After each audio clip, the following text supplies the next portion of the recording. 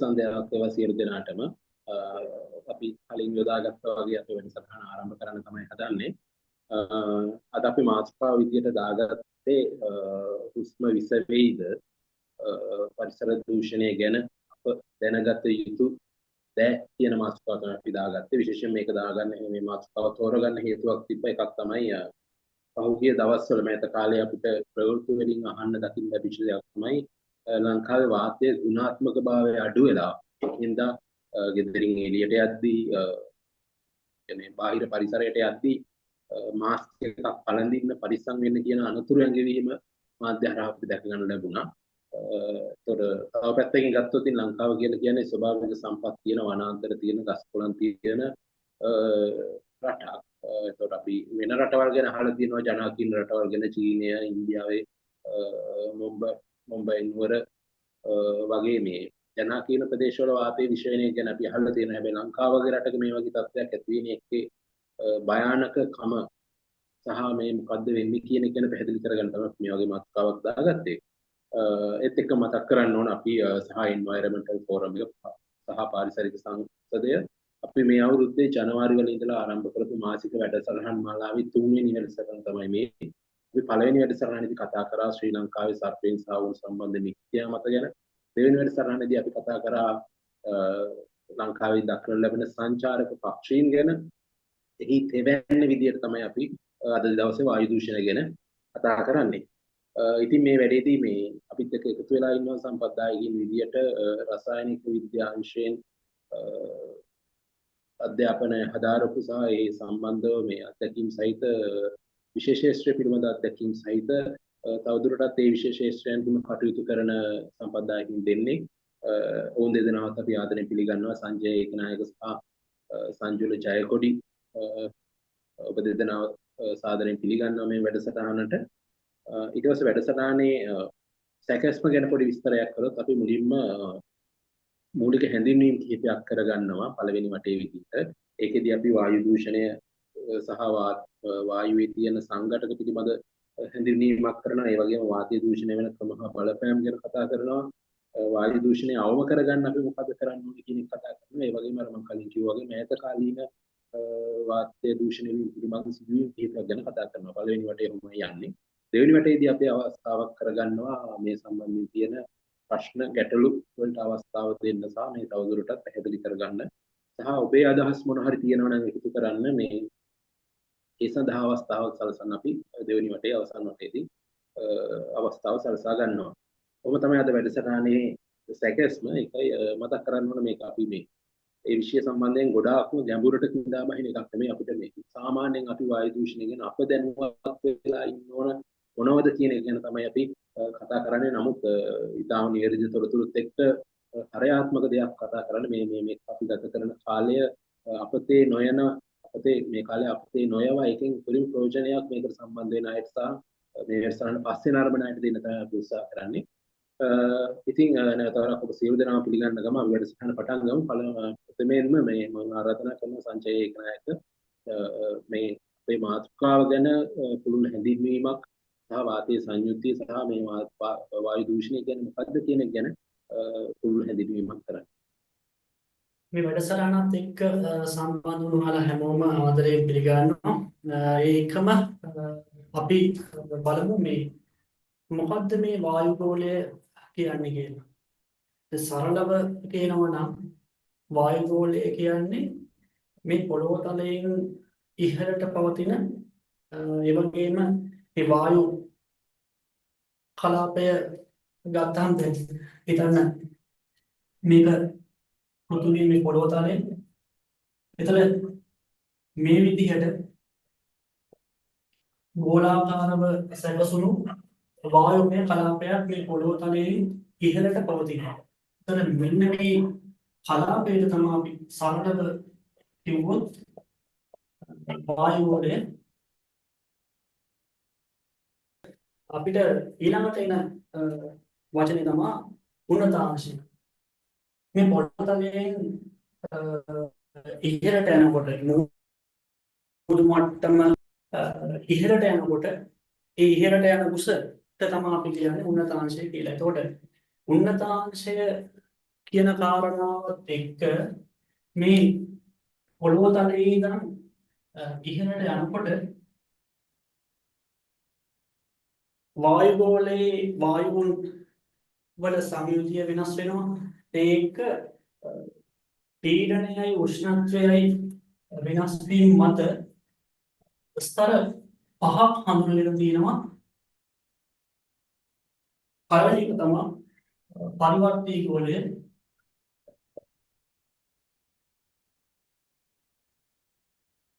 පළවෙනි එක පරිවර්තී ගෝලය ඒක තමයි අපේ පොළොව තලයත් එක්කම සම්බන්ධ වෙලා තියෙන පළවෙනි ස්තරය. ඊළඟට අපි කතා කරනවා ස්තර ගෝලය. ස්තර ගෝලය සම්බන්ධයෙන් කතා කරනවා. ඊළඟට තුන්වෙනියට පිටලා දිනවා මධ්‍ය ගෝලය.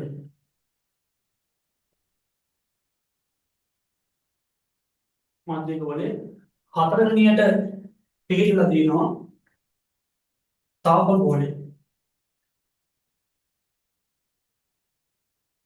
සහ පස්වෙනියට නම් කරලා දිනවා බාහ්‍ය ගෝලය ලෙස.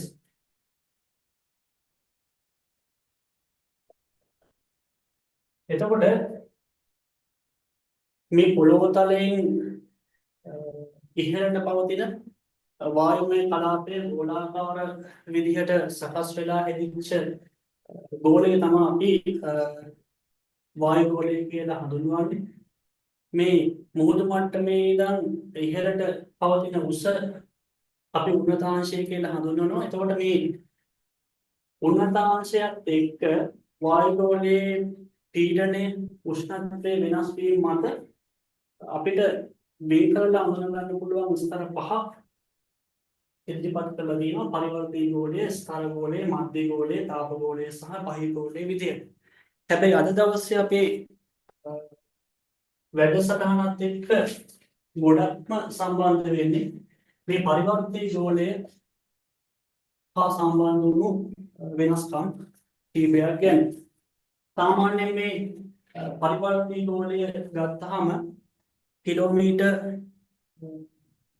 15ක් විතර උසට 10ක් 15ක් අතර ප්‍රමාණයේ උසට මේ පරිවර්තී ගෝලය විහිදෙනවා. හරිද? ඒ වගේම තමයි වායු ගෝලයේ තියෙන අංශුන් සහ වායු ගෝලයේ තියෙන වායු වර්ග ටික ස්කන්ධය අනුව ගත්තාම 75ක් විතර ස්කන්ධය අනුව 75ක් විතර මේ පරිවර්තී ගෝලය තුළ අඩංගු වෙනවා. ඒ වගේම තමයි සාමාන්‍යයෙන් අපි එදිනෙදා ඔය හෙලිකොප්ටර් එතකොට ගුවන් යාන මේ හැම දෙයක්ම හැම ක්‍රියාකාරකමක්ම මේ පරිවර්තී ගෝලය තුළ තමයි සිද්ධ වෙන්නේ. ඒ වගේම කාලගුණික විපර්යාස, අකුණු ගැසීම්, වැසි ඇතිවීම මේ සියල්ල මේ පරිවර්තී ගෝලය තුළ තමයි සිද්ධ වෙන්නේ. ස්තර ගෝලය තුළ තියෙන විශේෂත්වය තමයි ඕසෝන් ලේයර් එක තියෙනවා. ඊට පස්සේ මධ්‍ය ගෝලය, තාප ගෝලය, දැන් මධ්‍ය ගෝලය නම් අපිට ස්තරය. ඉතින් අද දවසේ මේ ස්තර ගෝලයේ, මධ්‍ය ගෝලයේ, තාප ගෝලයේ, බාහිර ගෝලයේ පිළිබඳ වැඩි ප්‍රමාණයක් කතා කරන්න බලාපොරොත්තු වෙන්නේ නැහැ. මොකද අපිට ප්‍රධානම කතා කරන්න තියෙන්නේ පරිවර්තී ගෝලය හා සම්බන්ධ වුණු වෙනස් වීම් ටිකක්. හරිද? එතකොට අපි මේ පරිවර්තී ගෝලය තුල තියෙන සංයුතිය තමයි සාමාන්‍යයෙන් අපි එදිනෙදා වායු ගෝලයේ සංයුතිය විදිහට කතා කරන්නේ. එතන මේ වායු ගෝලයේ සංයුතිය කියන කාරණාවට ආපුවාම මේ වායු ගෝලයේ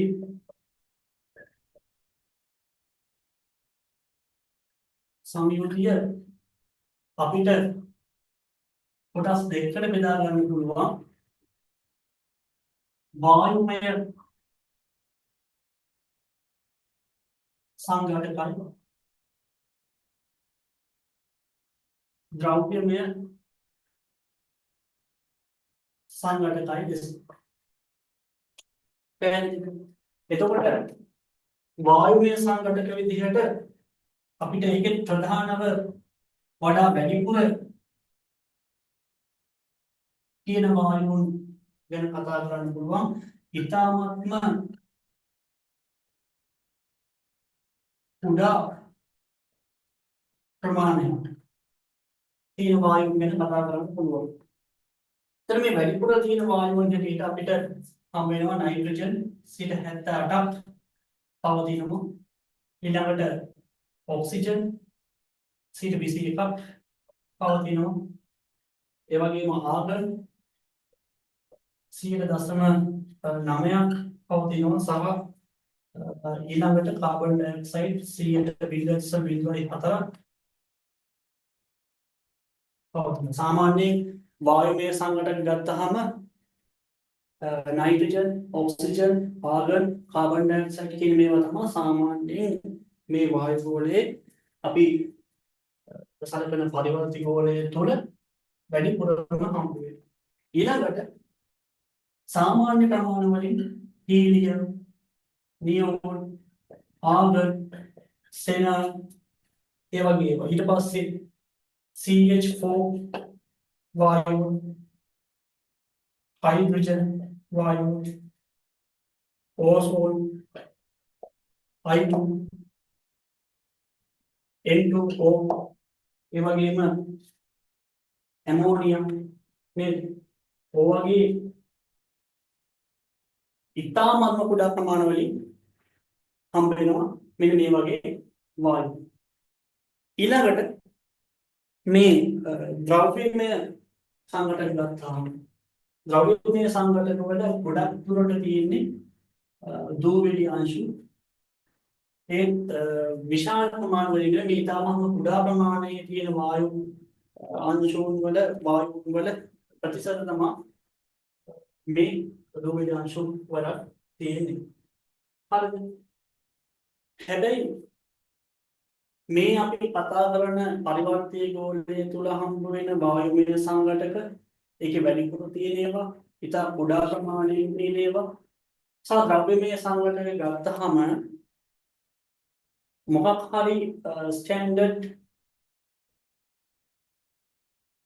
ක්වොන්ටිටි එකක් තියෙනවා. ඒ ක්වොන්ටිටිස් තමයි මේ දාදී නයිට්‍රජන් 0.70ක්, ඔක්සිජන් 0.21ක්, ආගන් 0.09ක්, කාබන් ඩයොක්සයිඩ් 0.04ක් ඔය ආදී වශයෙන්.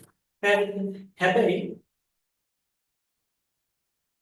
මේ ක්‍රියාකාරකමක් මත හෝ නැත්නම් ස්වභාවිකව සිදුවන සිදුවීමක් තුළින් හෝ මේකට එකතු වෙනවා නම් මෙන්න මේ වගේ අපි හිතමු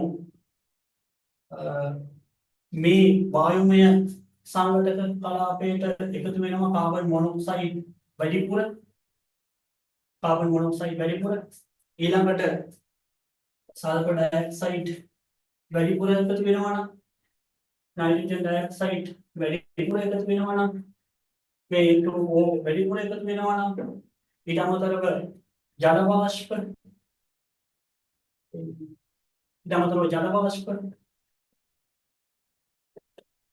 මෙන්න මේ වගේ දේවල් වැඩිපුර එකතු වෙනවා නම් ඊට අමතරව මේ ද්‍රව්‍යමය සංඝටක පැත්තේ මොනෑම හෝ ක්‍රියාකාරක මේක මිනිස් ක්‍රියාකාරකමක් වෙන්න පුළුවන් මොකද ලියන්න මිනිස් ක්‍රියාකාරකමක් වෙන්න පුළුවන් නැත්නම් ස්වභාවික සිදුවන දෙයක් වෙන්න පුළුවන්. කාබන් අංශු එකතු වෙනවා නම් ඊයම් අංශු එකතු වෙනවා නම් ඒ වගේම නොදැවුණු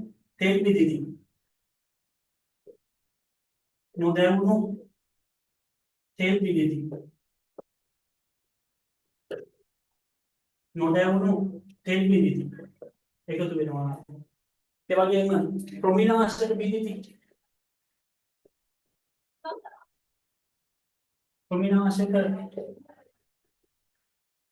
එකතු වෙනවා නම් සිමෙන්ති පොඩු ඊළඟ ඇස්බෙස්ටෝස් අංශු එකතු වෙනවා නම් මෙන්න මේ වගේ සාමාන්‍යයෙන් අපි කතා කරන වායු ගුණයේ සංයුතියට එහා ගියපු වායු වර්ග අංශු වර්ග එකතු වෙනවා නම් අයින් කියන carbon dioxide, sulphur dioxide, nitrogen dioxide, ජල වාෂ්ප, ඩයිනයිට්‍රජන් ඔක්සිජන් මේ වගේ මේ ඉතා කුඩා ප්‍රමාණයෙන් තියෙන්න ඕන වායුමය සංඝටකයි සාමාන්‍යයෙන් තියෙන්නේ නැති විෂ සහිත වායුමය සංඝටකයි මේ වායුමය සංඝටක විදිහට මේ වායු ගෝලයේ සංයුතිය වෙනස් කරන්න දායක වෙනවා නම් ද්‍රව්‍යමය සංඝටක විදිහට ඉතා කුඩා ප්‍රමාණවලින් තියෙන මේ දුර්විලි අංශු වලට අමතරව කාබන් අංශු, ඊයම් අංශු, නොදැමු තෙල් බිඳිති, කෘමිනාශක බිඳිති, සිමෙන්ති කුඩු, ඇස්බෙස්ටෝස් අංශු වගේ මෙන්න මේ දේවල් ද්‍රව්‍යමය සංඝටක විදිහට අර වායු ගෝලයේ සංයුතියට එකතු වෙනවා නම් අන්න ඒ වගේ අවස්ථාවකට අපි කියනවා වායු ගෝලයේ දූෂණය වීම කියලා. ඒ වායු ගෝලයේ දූෂණය වෙන්නේ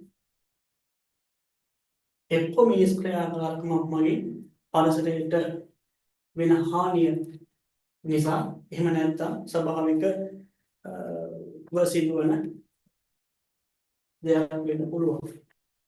ඊට පස්සේ ඊළඟ කාරණාව තමයි දැන් අපි වායු විස වේද කියන කාරණාවලටදී අපි සාමාන්‍යයෙන් කතා කරන්නේ. එතකොට වායු විස වෙන්න නම් අපි වායු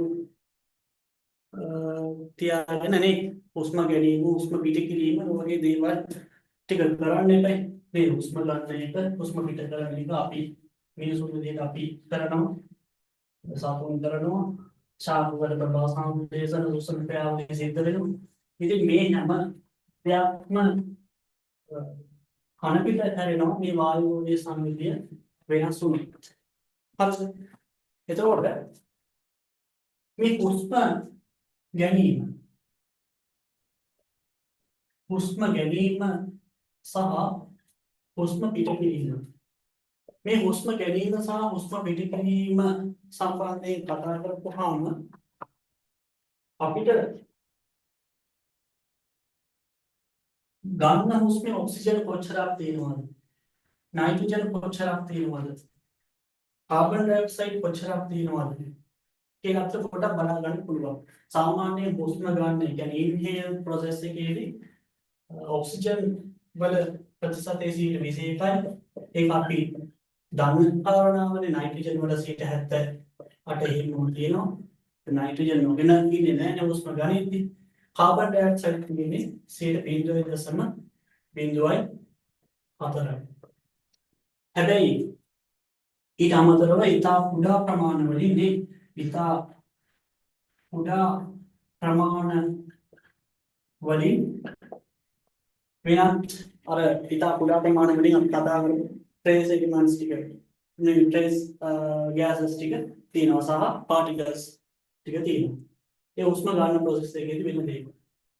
හැබැයි මේකම බලන්න ඔක්සිජන් පිට කරද්දී 16යි.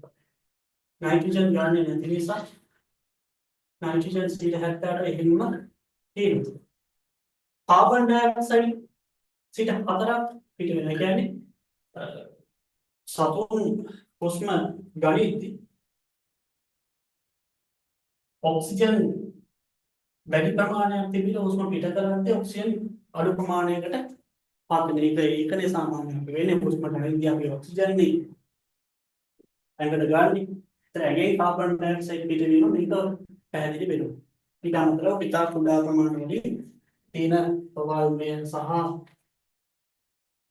ආංශික සංඝටක පිට වෙනවා. හැබැයි අර කලින් කිව්ව විදිහට මේ හුස්ම ගනිද්දී අපි කතා කරගෙන හිටපු සංයුතියට එහා ගියපු දේවල් ටිකක් තිබුණොත් කාබන් මොනොක්සයිඩ් මෙතන තිබ්බොත් ඩයිනයිට්‍රජන් ඔක්සිජන් තිබ්බොත් නයිට්‍රජන් ඩයොක්සයිඩ් තිබ්බොත් සල්ෆර් ඩයොක්සයිඩ් තිබ්බොත් ඊට අමතරව සිමෙන්ති අංශු ඇස්බෙස්ටෝස් අංශු සහ මම අර කලින් කිව්ව සංයුතිය විනාශ කරන ද්‍රව්‍යමය සංඝටක මේ තුල තිබ්බොත් මේ හුස්ම ගැනීමේ ක්‍රියාවලියට බාධා ඇති වෙනවා. ඉතින් ඕක තමා හුස්ම විස වේද කියන කාරණාව අද දවසේ කතා කරන කාරණාවට ප්‍රධානම තේමාව වෙලා තියෙන්නේ මෙන්න මේ සංයුතිය වෙනස් වීම පිළිබඳ ඒ වෙනස් වෙන ක්‍රම පිළිබඳ කතා කරන්න යොදාගෙන තියෙනවා. ගොඩක් ස්තුතියි. ඇත්තටම මේ කතා කරේ වාතය සංයුතිය කොහොමද කියන එක. ඒ වගේම තමයි මේ අපි ගන්න හුස්ම සහ පිට කරන හුස්ම සංයුතිය මොනවද කියන එක. අනිත් පැත්තට වාතයේ දූෂණය වෙන්න මොන වගේ දූෂකද බලපාන්නේ වායු දූෂක කියන්නේ මොනවද කියන එක ගැන ඒ ගැන අදහසත් එක්ක අපි ඉස්සරහට යන් අපි ඊළඟට කතා කරමු මේ වාතයේ දූෂණය වෙන ක්‍රම සහ ඒ වගේ ඇති වෙන බලපෑම්. මම ආරාධනා කරනවා සංජුල ජයකොරිට ඒ ගැන පැහැදිලි කිරීම කරන්න. හරි. එතකොට දැන් අද අපේ දවසේ මාතෘකාව තමයි මේ හුස්ම විස වේද කියන එක. එතකොට ආරම්භක කොටසේදී වායුගෝලය ගැන අදහසක් දුන්න සංජය සහෝදරයා. එතකොට එතනදී කතා වුණා වායුගෝලයේ යම්කිසි ප්‍රභේද නැත්තම් වායු සහ අංශුමය දේවල් යම්කිසි ප්‍රමාණයක් තියෙන්න ඕනේ. ඒ ප්‍රමාණ ඉක්මවා ගියාම යම්කිසි දූෂණයක් වෙන්න පුළුවන් කියලා. එතකොට ඕකේ බලපෑම හේතු කොටගෙන තමයි අපේ අද දවසේ මාතෘකාව ගොඩ නැගුණේ. එතකොට මම හැඳින්වීමක් කරනවා කොහොමද වායුගෝලය නැත්තම් වායුව දූෂණය වෙන්නේ ක්‍රම සහ විදි ගැන මම දැන් කතා කරන්න යන්නේ. එතකොට අපි වායු දූෂණය ගත්තාම ප්‍රධාන වශයෙන් ක්‍රම දෙකකට වෙන්න පුළුවන්. එකක් තමයි මිනිස් ක්‍රියාකාරකම් නිසා. එතකොට වැඩි බලපෑමක් ඒකෙන් සිද්ධ වෙනවා. සහ ස්වභාවික හේතුන් නිසා. එතකොට ස්වභාවික හේතුන් නිසා යම්කිසි බලපෑමක් වෙනවා. එතකොට ඔය දෙකෙන් ගත්තාම මිනිස් ක්‍රියාකාරකම් නිසා තමයි වායු දූෂණයට ප්‍රබල බලපෑමක් ඇති වෙන්නේ. එතකොට අපි බලමු මුලින්ම මේ ස්වභාවික හේතුන් මොනවද වායු දූෂණයක් වෙන්න කියන එක. එතකොට ඔයගලන්ට පේනවා මේ ෆොටෝස් වගේ. එතකොට පළවෙනි ෆොටෝ එකෙන් පෙන්වන්නේ ගිනි කඳු පිපිරි. එතකොට ලංකාව වගේ රටකට නම් ඒක අපිට අත්දැකීම් අඩුයි. එතකොට දැන් ගොඩක් පිටරටවල ගිනි කඳු තියෙන සමහර රටවල ඔය අත්දැකීම තියෙන්න පුළුවන් ඒ ජනතාවට. එතකොට ගිනි කන්දක් පිපුරුනාම ඔය දැන් ගිනි කඳු ඇතුලේ ලාව වගේ දේවල් තියෙනවා සහ ගොඩක් දූවිලි අංශු තියෙනවා පිපුරිලා එළියට ආවම. එතකොට අර කලින් කොටසේ කතා කරා වගේ වායු අංශු සහ දූවිලි අංශු වායු තියෙනවා. එතකොට සල්ෆයිඩ් වලින් ඔය sulphur dioxide, carbon dioxide, carbon monoxide වගේ වායුන් වායුගෝලයට මුදාහරිනවා. ඊට අමතරව දූවිලි අපද්‍රව්‍ය වගේ දේවල් ගොඩක් වායුගෝලයට මුදාහරිනවා. එතකොට ඔය මම ලිස්ට් එකක් ඔය දාලා තින්න පාටිකියුලේට් මැටර් කියන්නේ ඔය අංශු පාටිකල්ස් සහ වායුමය අංශු. ඊළඟට වයිල්ඩ් ෆයර්ස් කියන්නේ ලැව්ගිනි. මෑත කාලේදී ඔය ඇමරිකා එක්සත් ජනපදයේ එහෙම අත්දැකීම තිබ්බා මේ 2025 වර්ෂයේදී. එතකොට ලැව්ගිනි ඇති වෙන්න ප්‍රධාන හේතුව තමයි යම් උෂ්ණාධික කාලයක් ආවම ගස් ගොඩක් එකට පිරිමැදීම සහ ඝර්ෂණය වගේ දේවල් හින්දා ගිනි පුළිඟු ඇති වෙන්න පුළුවන්.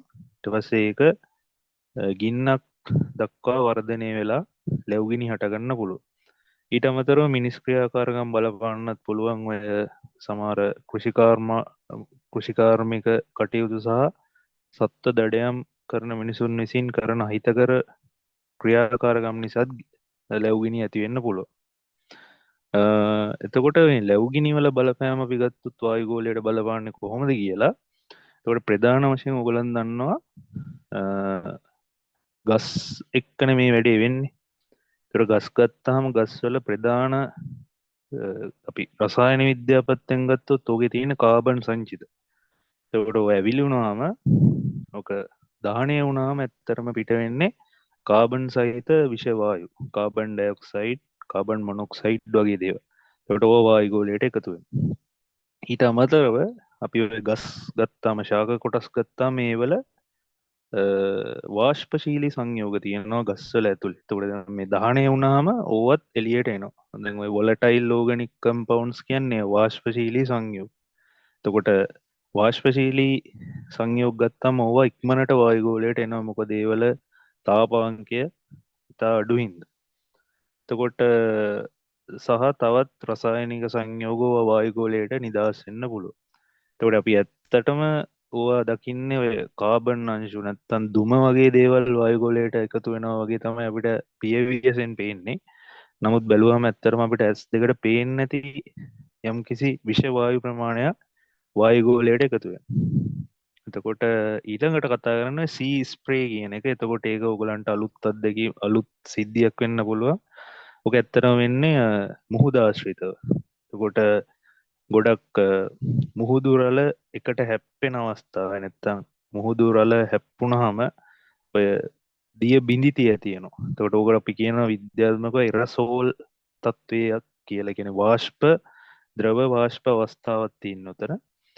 එතකොට ඔය එරසෝල් කියන එක ඕකේ තියෙන සංයෝග වායුගෝලීය දූෂණයට බලපාන්න පුළුවන්. එතකොට ඔයගොල්ලන් දන්නවා මුහුදු වතුර ගත්තාම ඔක ප්‍රධාන සංයෝග තමයි සෝඩියම් ක්ලෝරයිඩ්, මැග්නීසියම් ක්ලෝරයිඩ් වගේ දේවල්. එතකොට ඔය එරසෝල් එක ඇතුලේ සෝඩියම් ක්ලෝරයිඩ් තියෙනවා. කියන්නේ ලුණු, ප්‍රධාන වශයෙන් ලුණු. එතකොට ඕවා වායුගෝලයට නිදහස් වෙන්න පුළුවන්. එතකොට ඔය ලුණු ගත්තාම ඕවා අර පාටිකියුලේට් මැටර් නැත්තම් අංශුමය අවස්ථාවට තමයි ඕව වැටෙන්නේ. ඊට පස්සේ ඩයිමෙතිල් සල්ෆයිඩ් ඔය කියන්නේ දැන් ඔය විශේෂයෙන් ගත්තා මුහුදු ශාක එහෙම තියෙනවනේ. අපි මුහුද ගත්තාම මුහුදු ශාක තියෙනවා.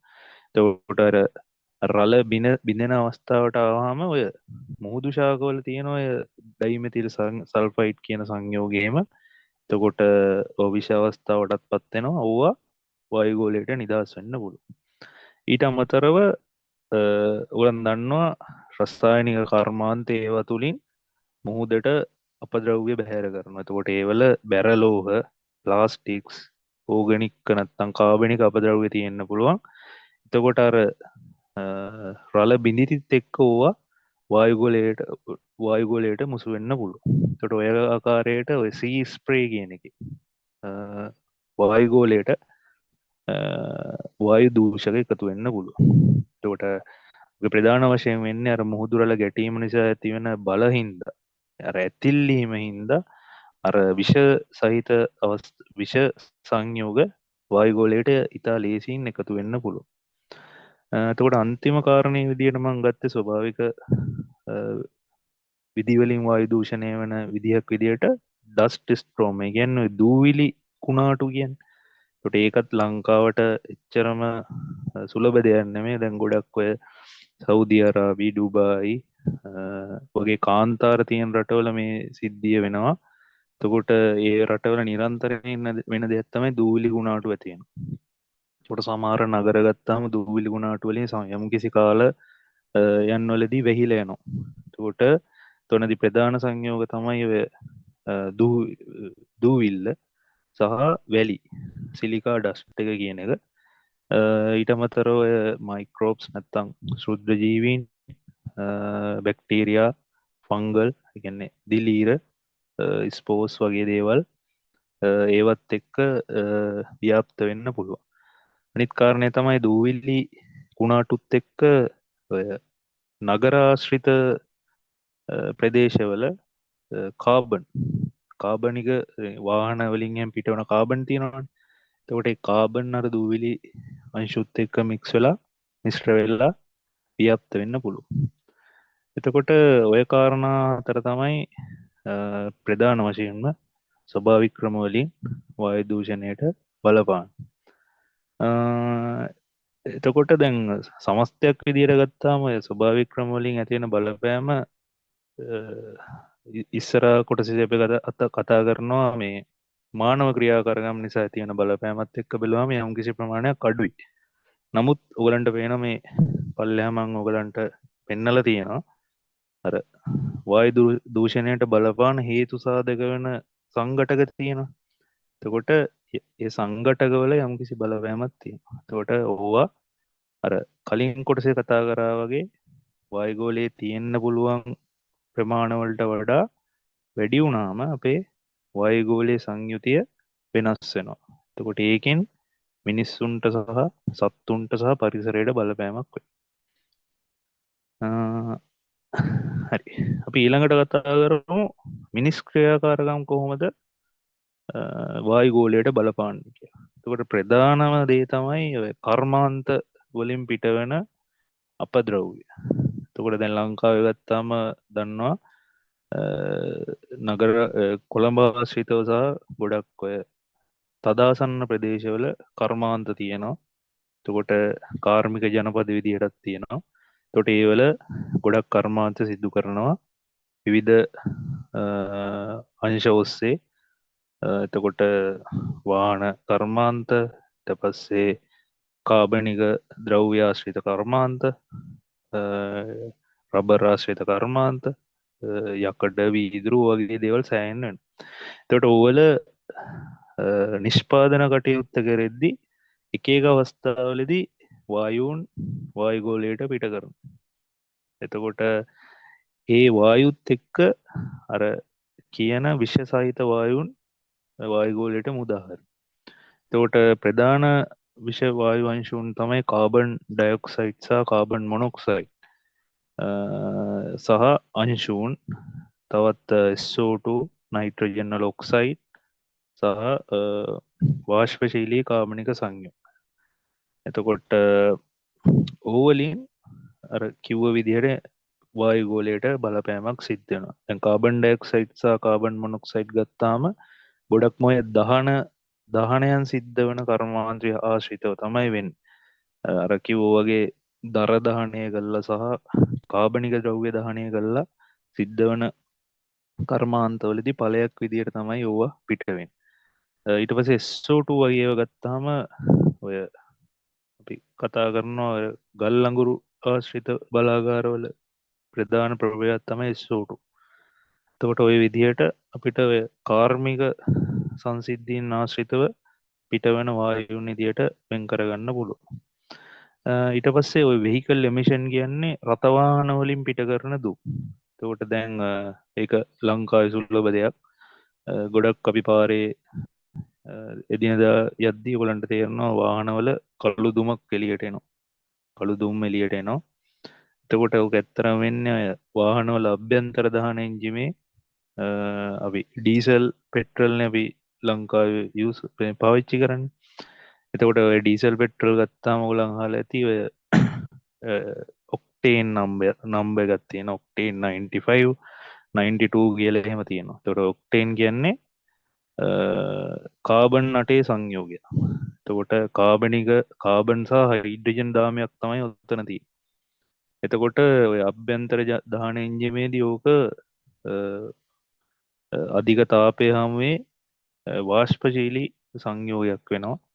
ඊට පස්සේ විද්‍යුත් පුලිඟුවක් හටගන්නවා. ඒ ඔස්සේ අර පිටාර දුමත් එක්ක ඔය කළු පැහැති ඔය රූපේ පෙන්වන විදිහට කළු පැහැති දුම් එළියට එන්න පුළුවන්. එතකොට ඒකේ ප්‍රධාන ඔය කළු පැහැති දුමට හේතු වෙන්නේ ඔය කාබන් සහිත අංශු බ්ලැක් කාබන් සහ සූත් කියලා කියනවා. ඊට අමතරව වොලටයිල් වාෂ්පශීලී සංයෝග තියෙනවා. ඊට පස්සේ ප්‍රධාන වශයෙන්ම කාබන් මොනොක්සයිඩ් සහ කාබන් ඩයොක්සයිඩ් තියෙනවා. ඊට අමතරව නයිට්‍රජන් ඔක්සයිඩ් සහ සල්ෆර් ඩයොක්සයිඩ් තියෙනවා.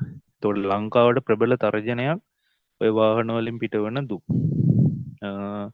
ඊට අමතරව ඔය මයිනින් කියන ක්‍රියාවලිය කියන්නේ කැණීම් සහිත ප්‍රදේශ. එතකොට ලංකාවේ මම ගොඩක් මේ හැම සිද්ධියක්ම ලංකාවට ආදේශ කරන්නේ මොකද ඔයගලන්ට එදිනදා ජීවිතයේ දක්නට ලැබෙන්න පුළුවන් දේවල් හින්දා. එතකොට කැණීම් සහිත අවස්ථාවකින් දැන් ලංකාව ගත්තාම ඔය කළුගල් කඩන තැන් තියෙනවනේ. කළුගල් කඩන ආකර වගේ දේවල්. එතකොට ඒවල ලොකු එක්ස්කවේටර් ඊට පස්සේ JCB යන්ත්‍ර දාලා ඒවල ක්‍රියාකාරකම් වෙනවා. ඊට අමතරව ඩයිනමයිට් ඒ වගේ ඒවා දාලා ඔය ගල් පුපුරෝණු. එතකොට ඒ සිද්ධිවලදී අහිතකර වායුවංශූන් වායුගෝලයට පිට වෙනවා. එතකොට ප්‍රධාන වශයෙන්ම ගල් කුඩු ඩස්ට් එක පිට වෙනවා. ඊට අමතරව sulphur dioxide, carbon dioxide, carbon monoxide වගේ දේවල් පිට වෙනවා. එතකොට සමහර ප්‍රදේශ වල මේවා සුලභව දක්නට ලැබෙනවා ලංකාවේ. ඊට අමතරව පිටරට ගත්තාම මේවා මහා පරිමාණයෙන් සිද්ධ වෙනවා. ගොඩක් ඔය මූල ද්‍රව්‍ය නැත්තම් නිදි කැනීම් කරන තැන්වල අයන් වගේ නැත යකඩ ආශ්‍රිත කර්මාන්ත, ඊට පස්සේ ඔය ඇල්මීනියම් අන්නේ වගේ දේවල් ගොඩක් පිටරට වෙනවා. දැන් ලංකාවට ආවම ලංකාවේ ගොඩක් ඔය කළුගල් ආශ්‍රිත නිෂ්පාදන නැත්තම් කළුගල් ලොකු කළුගල් කඳු ඒවා කුට්ටි කරලා හදන තැන්වල මෙන්න මේ වායු දූෂණය උපරිම වෙලා තියෙනවා. ඊට පස්සේ පොසිල ඉන්ධන දහනය. පොසිල ඉන්ධන දානය ගත්තාම දැන් ලංකාවට ඔය වායු දූෂණ ප්‍රශ්නය ආවම ලංකාවේ ගොඩක් වෙලාවට බලපාන්නේ අහලා ඇති කොළඹ තියෙනවා කැලණි තිස්ස බලාගාරය සහ නොරොච්චෝලේ තියෙනවා ගල් අඟුරු තාප බලාගාරය. එතකොට ඕවට නොරොච්චෝලේ නම් ප්‍රධාන වශයෙන්ම ගල් අඟුරු තමයි අපි දහනය කරන්නේ අර ටර්බයින්ස් කරවෝලා කරන්ට් එක හදන්න. එතකොට ඕවට පිටරටින් තමයි ගල් අඟුරු ගේන්නේ. තම් පොසිල ඉන්ධන ගේන්නේ. එතකොට ඕවල තියෙනවා ප්‍රධාන සංයෝග තමයි කාබන්. එතකොට ඊට අමතරව ඕවත් එක්ක ඔය සල්ෆයිඩ් වගේ ඒවා තියෙනවා. එතකොට ඕව දහනය කරද්දී අර ඕවල තියෙන carbon dioxide, carbon monoxide, sulphide SO2 විදියට වායුගෝලයට මුදා වෙනවා. තව දෙයක් තමයි ඕවල තියෙන්න පුළුවන් බැරලෝව. එතකොට බැරලෝවත් අධික තාපය යමුවේ ඔව් වායුගෝලයට නිදහස් වෙනවා. ඊළඟට දැන් ඔය කොළඹ මම කිව්වේ කැලණි තිස්ස බලාගාරය. ඕක නම් තියෙන්නේ ඔගේ ඩීසල් වලින් තමයි දාන කටයුතු කරලා කරන්ට් එක හදන්නේ. එතකොට ඒවත් ඩීසල් කියන්නේත් ඔය ෆොසිල ඉන්ධනයක්. එතකොට ඕවලින් වායුගෝලයට කාබන් ප්‍රධාන වශයෙන්ම කාබන් ඩයොක්සයිඩ් සහ කාබන් මොනොක්සයිඩ් එළියට පිට කරනවා. එතකොට ඕව තමයි ප්‍රධාන වශයෙන්ම මිනිස් ක්‍රියාකාරකම්. අපි තවත් බලමු මිනිස් ක්‍රියාකාරකම් මොනවද වායුගෝලයට වායුගෝලීය දූෂණයට බලපාන. ඊළඟ කාරණය තමයි කෘෂිකාර්මික කටයුතු. ඒතර කෘෂිකාර්මික කටයුතු ගත්තාම ඇත්තටම දැන් අතීතයේ දැන් හේන් ගොවිතැන් කුඹුරු වගේ දේවල් තිබ්බ. ඒවා ගොඩක් පරිසරයට හිතකර විදියට පරිසරයට සහ මිනිස්සුන්ට හිතකර විදියට තමයි ගොඩක් කරගෙන ගියේ. නමුත් තේරෙන්නේ ජනගහනයත් එක්ක ඒ ඉල්ලුමට සැපයුම ලබා දෙන්න බැරි හින්දා දැන් ගොඩක් කෙටි කලකින් බෝගස්සන්න ලබා ගන්න ඕන හින්දා මිනිස්සු කෘෂි රසායනික ද්‍රව්‍ය යොදනවා කාර්මික කෘෂිකාර්මික කටයුතු වලට.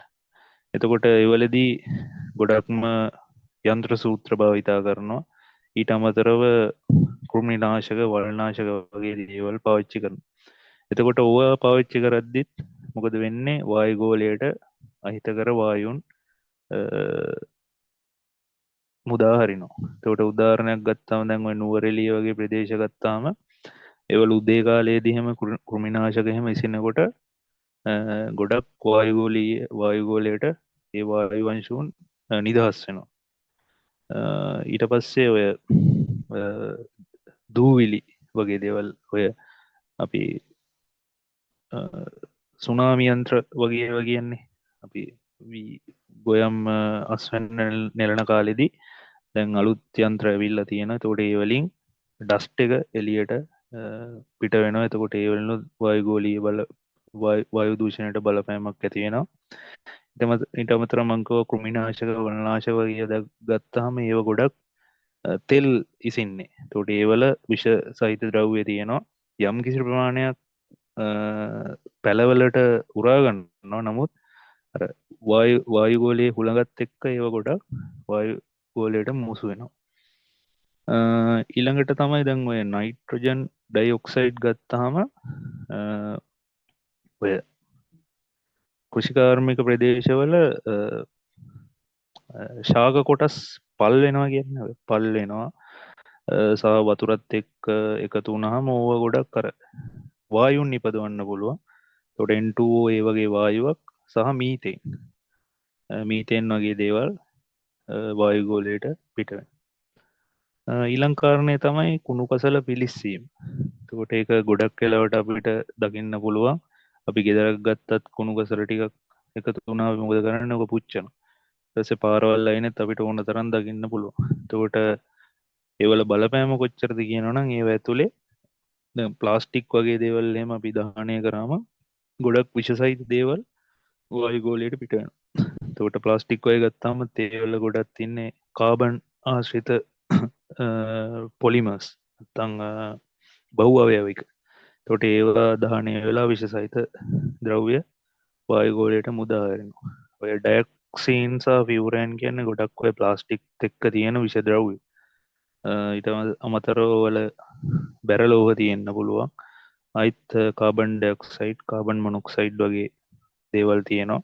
ඊට පස්සේ අංශු මේ ප්ලාස්ටික් අංශු මයික්‍රෝප්ලාස්ටික් කියන එක දැන් ගොඩක් කතා බහ කරනවා. ඕවත් වායුගෝලයට එකතු වෙනවා.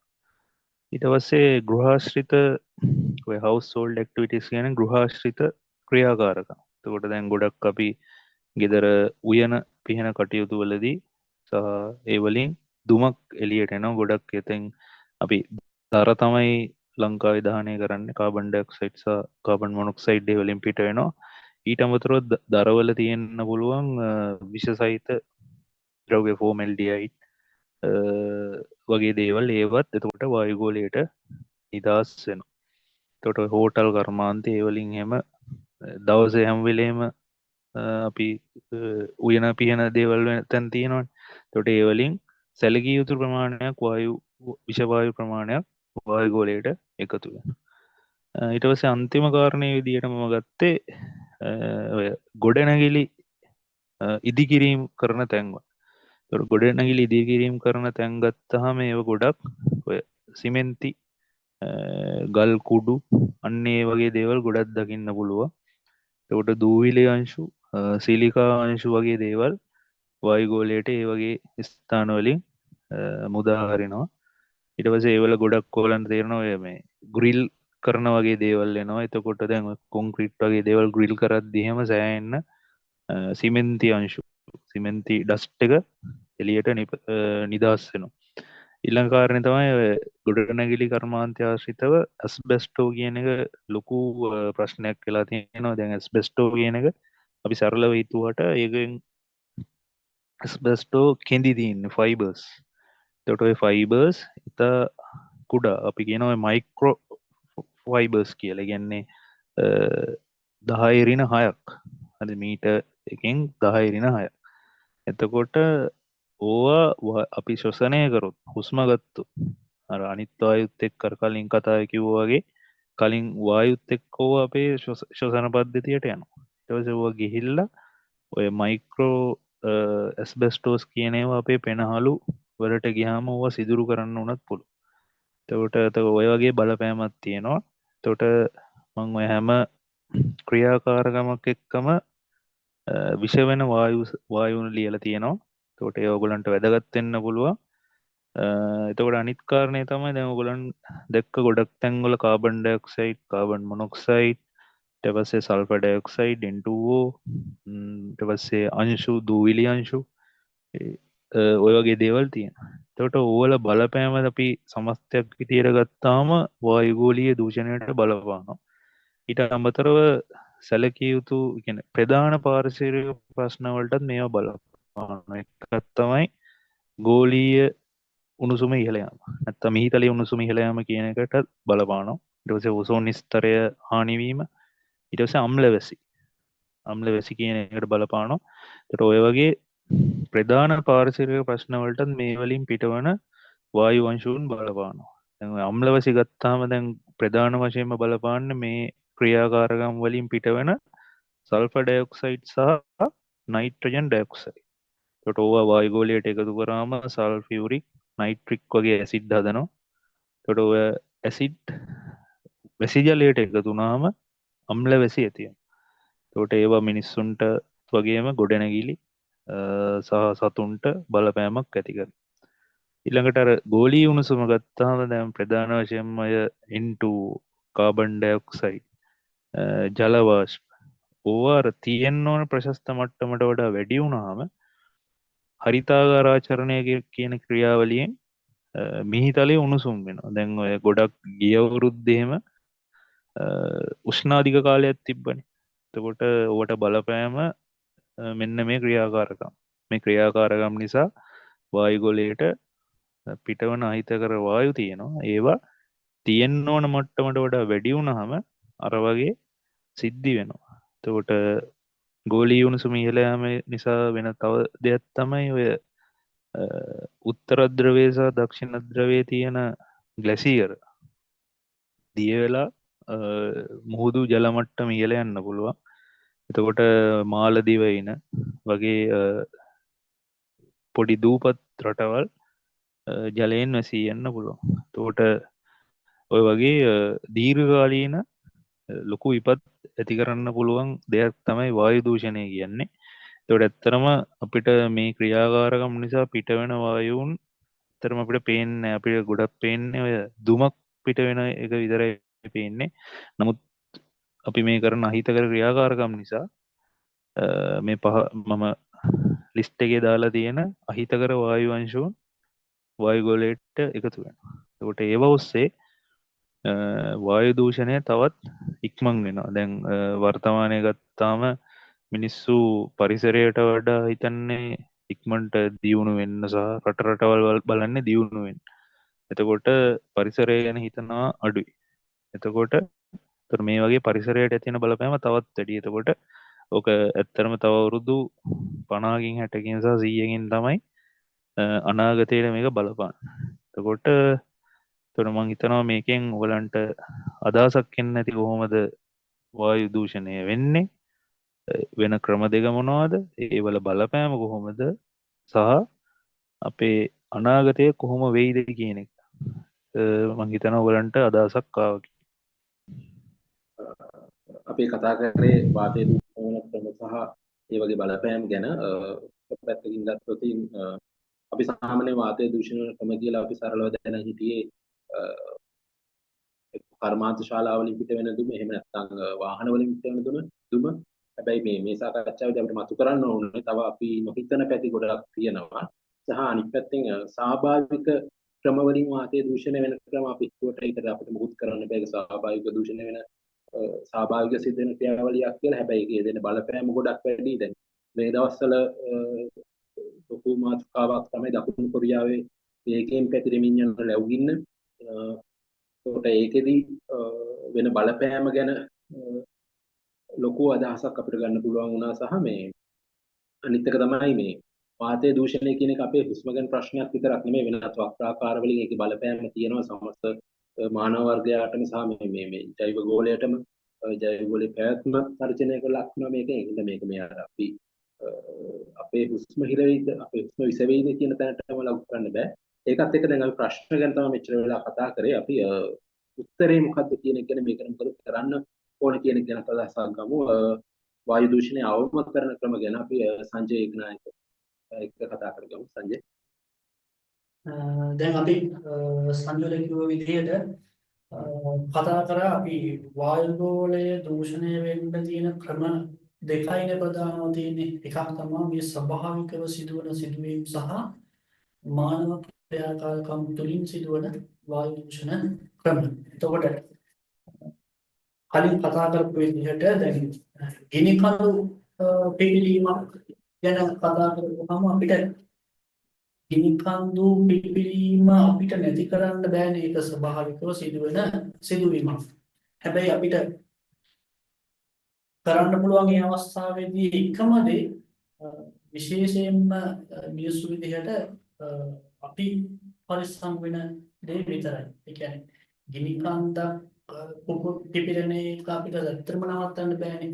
ඒකට සාමාන්‍යයෙන් දැන් සත්තුන්ට වඩා ශාකවලට වඩා මිනිසාට තමයි මේ දේ කරන්න පුළුවන්. මිනිසාට පුළුවන් ඒ වෙන බලපෑම අපිට නවත්තන්න බැරි නම් අපිට පුළුවන් පොඩ්ඩක් ප්‍රොටෙක්ට් වෙන විදිහක් බලන්න. ඒ විදිහ තමයි මේ වගේ ගිනිපන් පිපිරීම් ආශ්‍රිතව වටපිටාවේ අපි ඉන්නවා නම් ගෘහාශ්‍රිතවම ඒ කාලය තුල ඉන්න බලන්න ඕනේ. පිටට යනවා නම් මාස්ක් එකක් දාන්න පුළුවන්.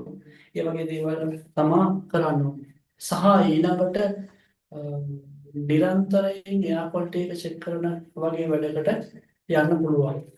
එතකොට දැන් ගිනිකම් පිපීම කියන එක අපිට ඇත්තටම වළක්වන්න බැරි දෙයක් කියන එක තේරෙනවා. ඒක ස්වභාවිකව කොයි වෙලේ කොහොම වෙයිද කියන්න දන්නේ නැහැ. ඊළඟට ලැබුගිනි ඇතිවීම කියන කාරණාවේදී අපිට ගිනිපන්දු පිපිරීමට වඩා යම් ආකාරයක පාලනය කිරීමක් කරන්න පුළුවන්. සාමාන්‍යයෙන් අපි කලින් ඒ දේවල් වලට සූදානම් වෙලා ඉන්නවා නම් දැන් උදාහරණයක් විදිහට ලැබුගින්නක් ඇති වෙන තැනක් තිබ්බොත් ඒ තැන ආරංචි වෙනවත් එක්කම අපි හොඳාකාරව දන්නවා මේ හෙලිකොප්ටර්ස් වලින් ඒ ළඟම තියෙන ජල ප්‍රභව මූලික කරගෙන ඒ ජලය අරන් ගිහිල්ලා උදාහරණයක්. ඉතින් ඒ වගේ දෙයක් තමයි ඇත්තටම කරන්න පුළුවන්. ඒක අර ගිනිකම් පිපිරීමේදී වෙන දෙයකට වඩා ඒ ස්වභාවිකව සිදුවන දේ අපිට යම් ආකාරයකට අඩු කරගන්න පුළුවන්. ඒ වගේම තමයි ලැබුගිනි ප්‍රදේශ ආශ්‍රිතවත් අර විදිහටම මේ විශේෂයෙන්ම මානව වර්ගයට ඒ කට්ටියගේ ආරක්ෂාවට මාස්ක් දාන්න පුළුවන්. වාසිතව වැඩි කාලයක් ඒ කාලවල වල වෙසින්න පුළුවන්. එයා ක්වොලිටි එක චෙක් කරන්න පුළුවන්. ඒ උපකරණ තියෙනවා. ඉතින් මේ දේවල් කරන්න පුළුවන්. ඊළඟට ඔය සී ස්ප්‍රේ එක වඩදිය බාදිය සහ ඒ රැලි ඇතිවීම ඔස්සේ සිදුවනදී ඉතින් ඒකත් ඇත්තටම අපිට නතර කරන්න බැහැ. හැබැයි වෙරළාසන්න රැලි ඇතිවීම ඔය වඩදිය බාදී දේත් එක්ක ගොඩක් තාක්ෂණික වශයෙන් සමහර රටවල් දිනු වෙලා තියෙනවා ඉලෙක්ට්‍රිසිටි ජෙනරේට් කරන්න ඒ වඩදිය බාදී ඒ රැල්ලේ උස් පහත් වෙන ඒ භාවයන්ව උපකරණ හදලා ඉලෙක්ට්‍රිසිටි ජෙනරේට් කරන්න හදලා තියෙනවා. ඒ හරහා යම් ආකාරයකට පාලනය කරගන්න පුළුවන් සහ අපිට 100%ක් මේක නැති කරන්න බැහැ මේ දේවල් වලින්. ඊළඟට ඩස්ට් එක මේ දූවිලි කුණාටු ඒ වගේ දේවල් ගොඩක් දුරට ඔය කාන්තාර තියෙන රටවල් වල සෞදි වගේ රටවල් වල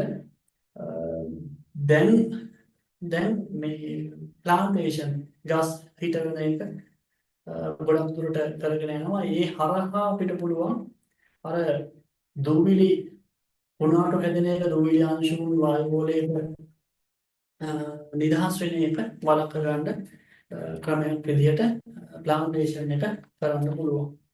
ඒ තමයි ගොඩක් දුරට ස්වභාවික ප්‍රභව වලින් ඇති වුණේ. සහ අද දවසේ විශේෂයෙන්ම මියන්මාර් වල භූකම්පනයක් ඇති වෙලා ගොඩනැගිලි කිහිපයක් පඩාගෙන වැටෙන දර්ශන තිබ්බා FB එකේ එහෙම. ඉතින් ඒ දේවල් බලද්දී අර සිමෙන්ති අංශු පිට වෙලේවා.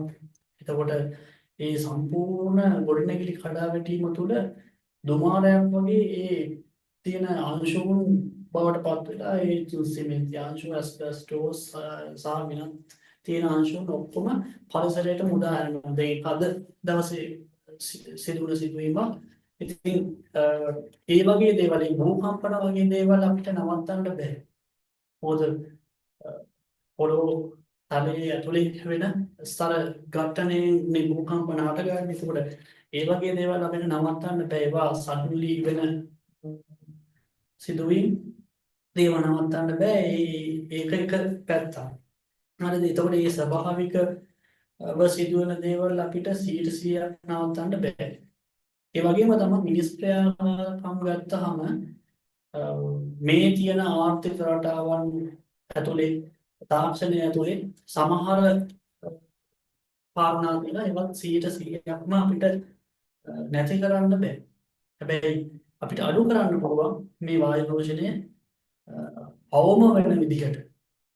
දැන් කලින් තිබ්බා නම් 90ක දූෂණයක් 60ට කරන්න පුළුවන්, 50ට 20ට 30ට අඩු කරන්න පුළුවන්. ඉතින් එහෙම අඩු කරන ක්‍රම ටිකක් තමයි දැන් කියලා දෙන්නේ. අපි කලින් කතා කරා මේ vehicle emission එක ගැන, වාහන වලින් පිටවන දුම පිළිබඳව. ඒක සාමාන්‍යයෙන් හැම දිනම කතා කරන එකක් තමයි මේ පුද්ගලික වාහන කියන සංකල්පයෙන් පොඩ්ඩක් බැහැර වෙලා පොදු ප්‍රවාහන සේවයකට යන එක. ඒ කියන්නේ සාමාන්‍යයෙන් හිතන්නකෝ කොළඹ නගරයට ඇතුල් වෙන වාහන 100ක් තිබ්බොත් ඒ 100 වෙනුවට බස් දෙකක් දාන්න පුළුවන් කොළඹ නගරය තුල ධාවනයට. ඉතින් මේ පොදු ප්‍රවාහනයට යන එකයි නගර තුල පොදු ප්‍රවාහනය ක්‍රියාත්මක වෙන එකයි දෙකක්. ඒ කියන්නේ විශේෂ අවස්ථාවක් තමයි පොදු ප්‍රවාහනේ නගර තුල පොදු ප්‍රවාහනය පැවැත්වෙන. මේ සංකල්පය ක්‍රියාත්මක කිරීම. මොකද දැන් මහනුවර ගත්තත් නගරය තුල පොදු ප්‍රවාහනයක් යොදවන්න පුළුවන්. නගරයට පිට යම් තැනක් තෝරගෙන වාහන නවත්තන්නේ, පෞද්ගලික වාහන නවත්තන්න හදාගෙන ඒ වගේ දෙයක් කරලා නගරය තුල තියෙන තදබදය අඩු කරන්න පුළුවන්. ඒ ඔස්සේ අපිට පුළුවන් ට්‍රැෆික් එක මේ vehicle traffic එක අඩු වෙනවත් එක්කම එන්ජින් වලින් පිට වෙන දුම් කියන්නේ එන්ජින් වණගෙන විලා තියෙන කාලය අඩු කර ගන්න පුළුවන්. ඒ වගේ ගොඩාක් වාසි වෙනවා මේ පොදු ප්‍රවාහනයේ භාවිතය. දැන් කෙනෙක්ට හිතෙන්න පුළුවන් හැම වෙලාවෙම පොදු ප්‍රවාහනයේ භාවිත කරන්න ඕනද නැහැ. එහෙමයි. පෞද්ගලික චාරිකාවක් යද්දී මොකක් හරි විනෝද ගමනක් එහෙම යද්දී සාමාන්‍යයෙන් අපිට පාවිච්චි කරන්න වෙනවා මේ පෞද්ගලික වාහනයක්. නමුත් එයින් පිට මොනවා හරි පොඩි දුරක් යන්න තිබ්බා කියමු. ඒක පයේ යන්න පුළුවන්. සයිකල් එකක් තියෙනවා නම් ඒකේ යන්න පුළුවන්. නේද? ඒ වගේ දෙයක් කරන්න පුළුවන්. සහ මේ පාරේ ලයින්ස් හදන්න පුළුවන්. බයිසිකල් මොටර් සයිකල් වලට සහ වෙනත් රටවල් වල හැදලා තිනවා. ලංකාවේ ඇත්තට තාම එහෙම දෙයකට ඇවිල්ලා නැහැ.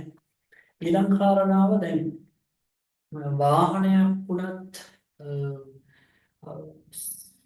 සර්විස් කරනවා නේද? සර්විස් කරේ නැත්නම් තියෙන අනිත් කාරණාව තමයි දැන් වාහන වල එයා ක්ලීනර් ෆිල්ටර්ස් තියෙනවා. ඒතකොට එයා ක්ලීනර් ෆිල්ටර්ස් වලින් කරන්නේ වාහනේ ඇතුලේ එන්ජිමේ ඉන්ධන දහනය වෙන්න අවශ්‍ය ඔක්සිජන් ප්‍රමාණයනේ පිටින් ගන්න. ඒ පිටින් ගත්තී දූවිලි වෙනත් අංශු නරමුව තියෙනවා නම් ඒක පෙරිලා එන්ජිමට ලබා දෙන්න තමයි මේ ක්ලීනර් ෆිල්ටර්ස් පාවිච්චි කරන්නේ. එතකොට මොනවා හරි නඩත්තු කටයුතු වලදී මේ එයා ක්ලීනර් ෆිල්ටර්ස් මාරු වෙන්නේ නැත්තම් අර එන ඔක්සිජන් ප්‍රමාණය අඩු වෙනවා. ඒ ඔස්සේ දහනය වන ඉන්ධන වල දහනය අර්ධ දහනයක් විදිහට වෙලා ඔය කාබන් මොනොක්සයිඩ්, කාබන් ඩයොක්සයිඩ් නම් පිට වෙනවානේ.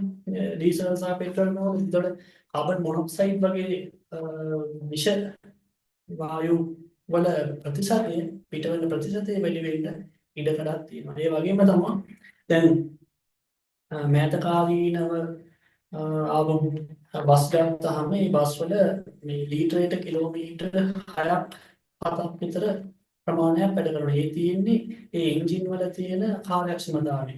දැන් අපි නොසල්ස් කියනවා නේද? ඉන්ජෙක්ටර් පම්ප්.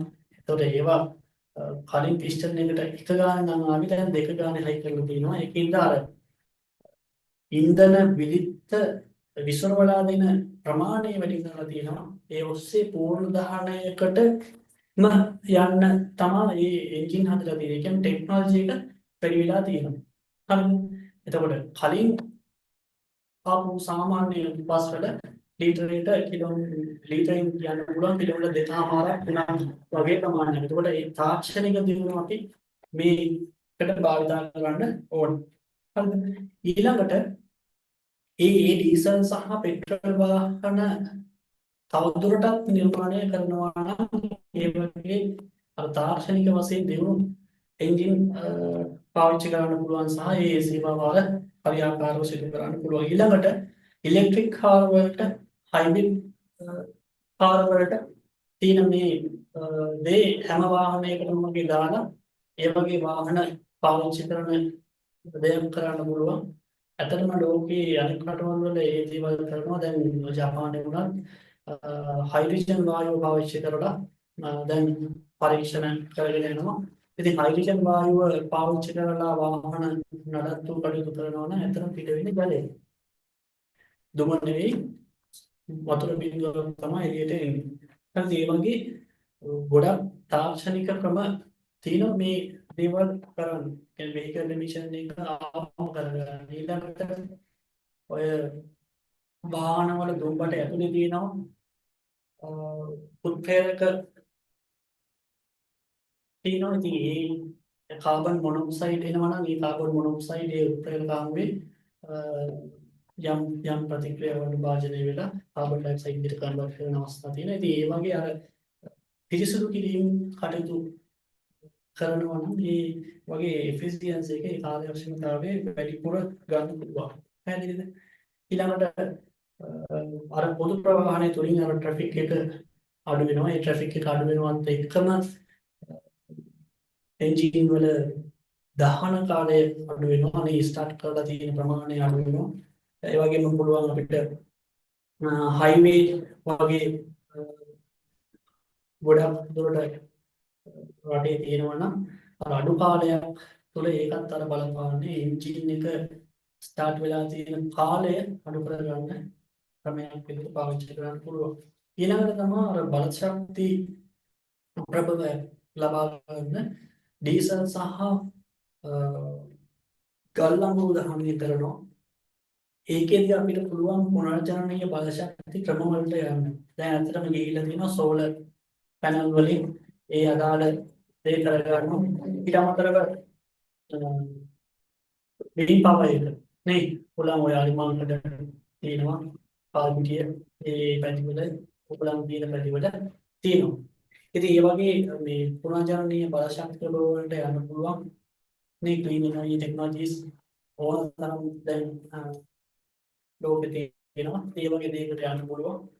ඊළඟට ඵලදායී ලෙස ශක්තිය භාවිතා කරනවා. මේ ශක්තිය කියන්නේ මේ ප්‍රධාන ඉතින් විදුලි බලය විදුලි බලය විදුලිය නිපදවන්නේ මේ ගොඩක් මේ කර්මාන් මේ ඩීසල් සහ ගල්ලංගු දහනය කරන්නේ.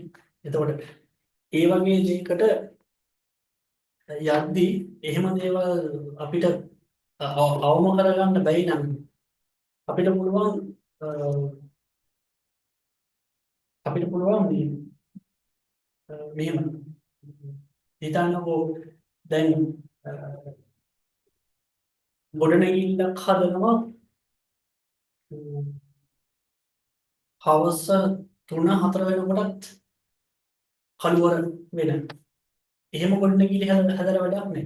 ඒ කියන්නේ සාමාන්‍යයෙන් 4-5 5:00 වගේ වෙනකන් ඒක ඒ ගොඩනැගිල්ල ස්වභාවික එළියත් එක්ක මූ වෙලා තියාගන්න පුළුවන් නම් අපිට 3-4 වෙනිදී මේ ලයිට් දාන්න ඕනේ නැහැ නේ. එතකොට ඒ වගේ දේවල් කරන්න පුළුවන්.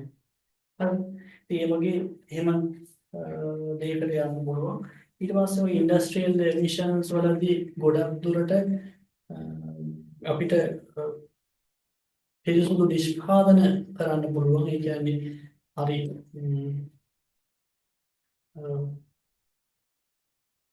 හරි විදියට පිරිසුදු නිෂ්පාදන කරන්න පුළුවන් තාක්ෂණික ක්‍රම භාවිතා කරලා ඒක වෙනම දීර්ඝ සාකච්ඡාවක් වෙනවා. ඒක කතා කරන්න ගියොත් සහ ඊළඟ කාරණා අපිට අපි හිතමු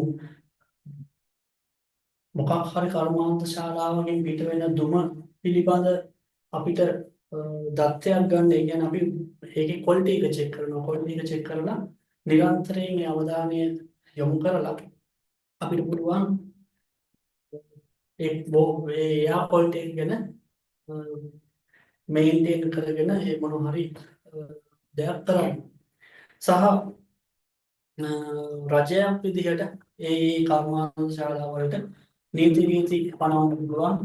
ඔයාලට මේ තියෙන වායු වර්ග මේ තියෙන අංශු වර්ග පිට කරන්න පුළුවන් උපරිම සීමාව මෙච්චරයි. එතන ඉහාට ගියොත් නීතිමය ක්‍රියාමාර්ග ගන්නවා කියලා ඒ වගේ රෙස්ට්‍රික්ෂන් එකක් දාන්න පුළුවන්. ඒක එක දෙයක්.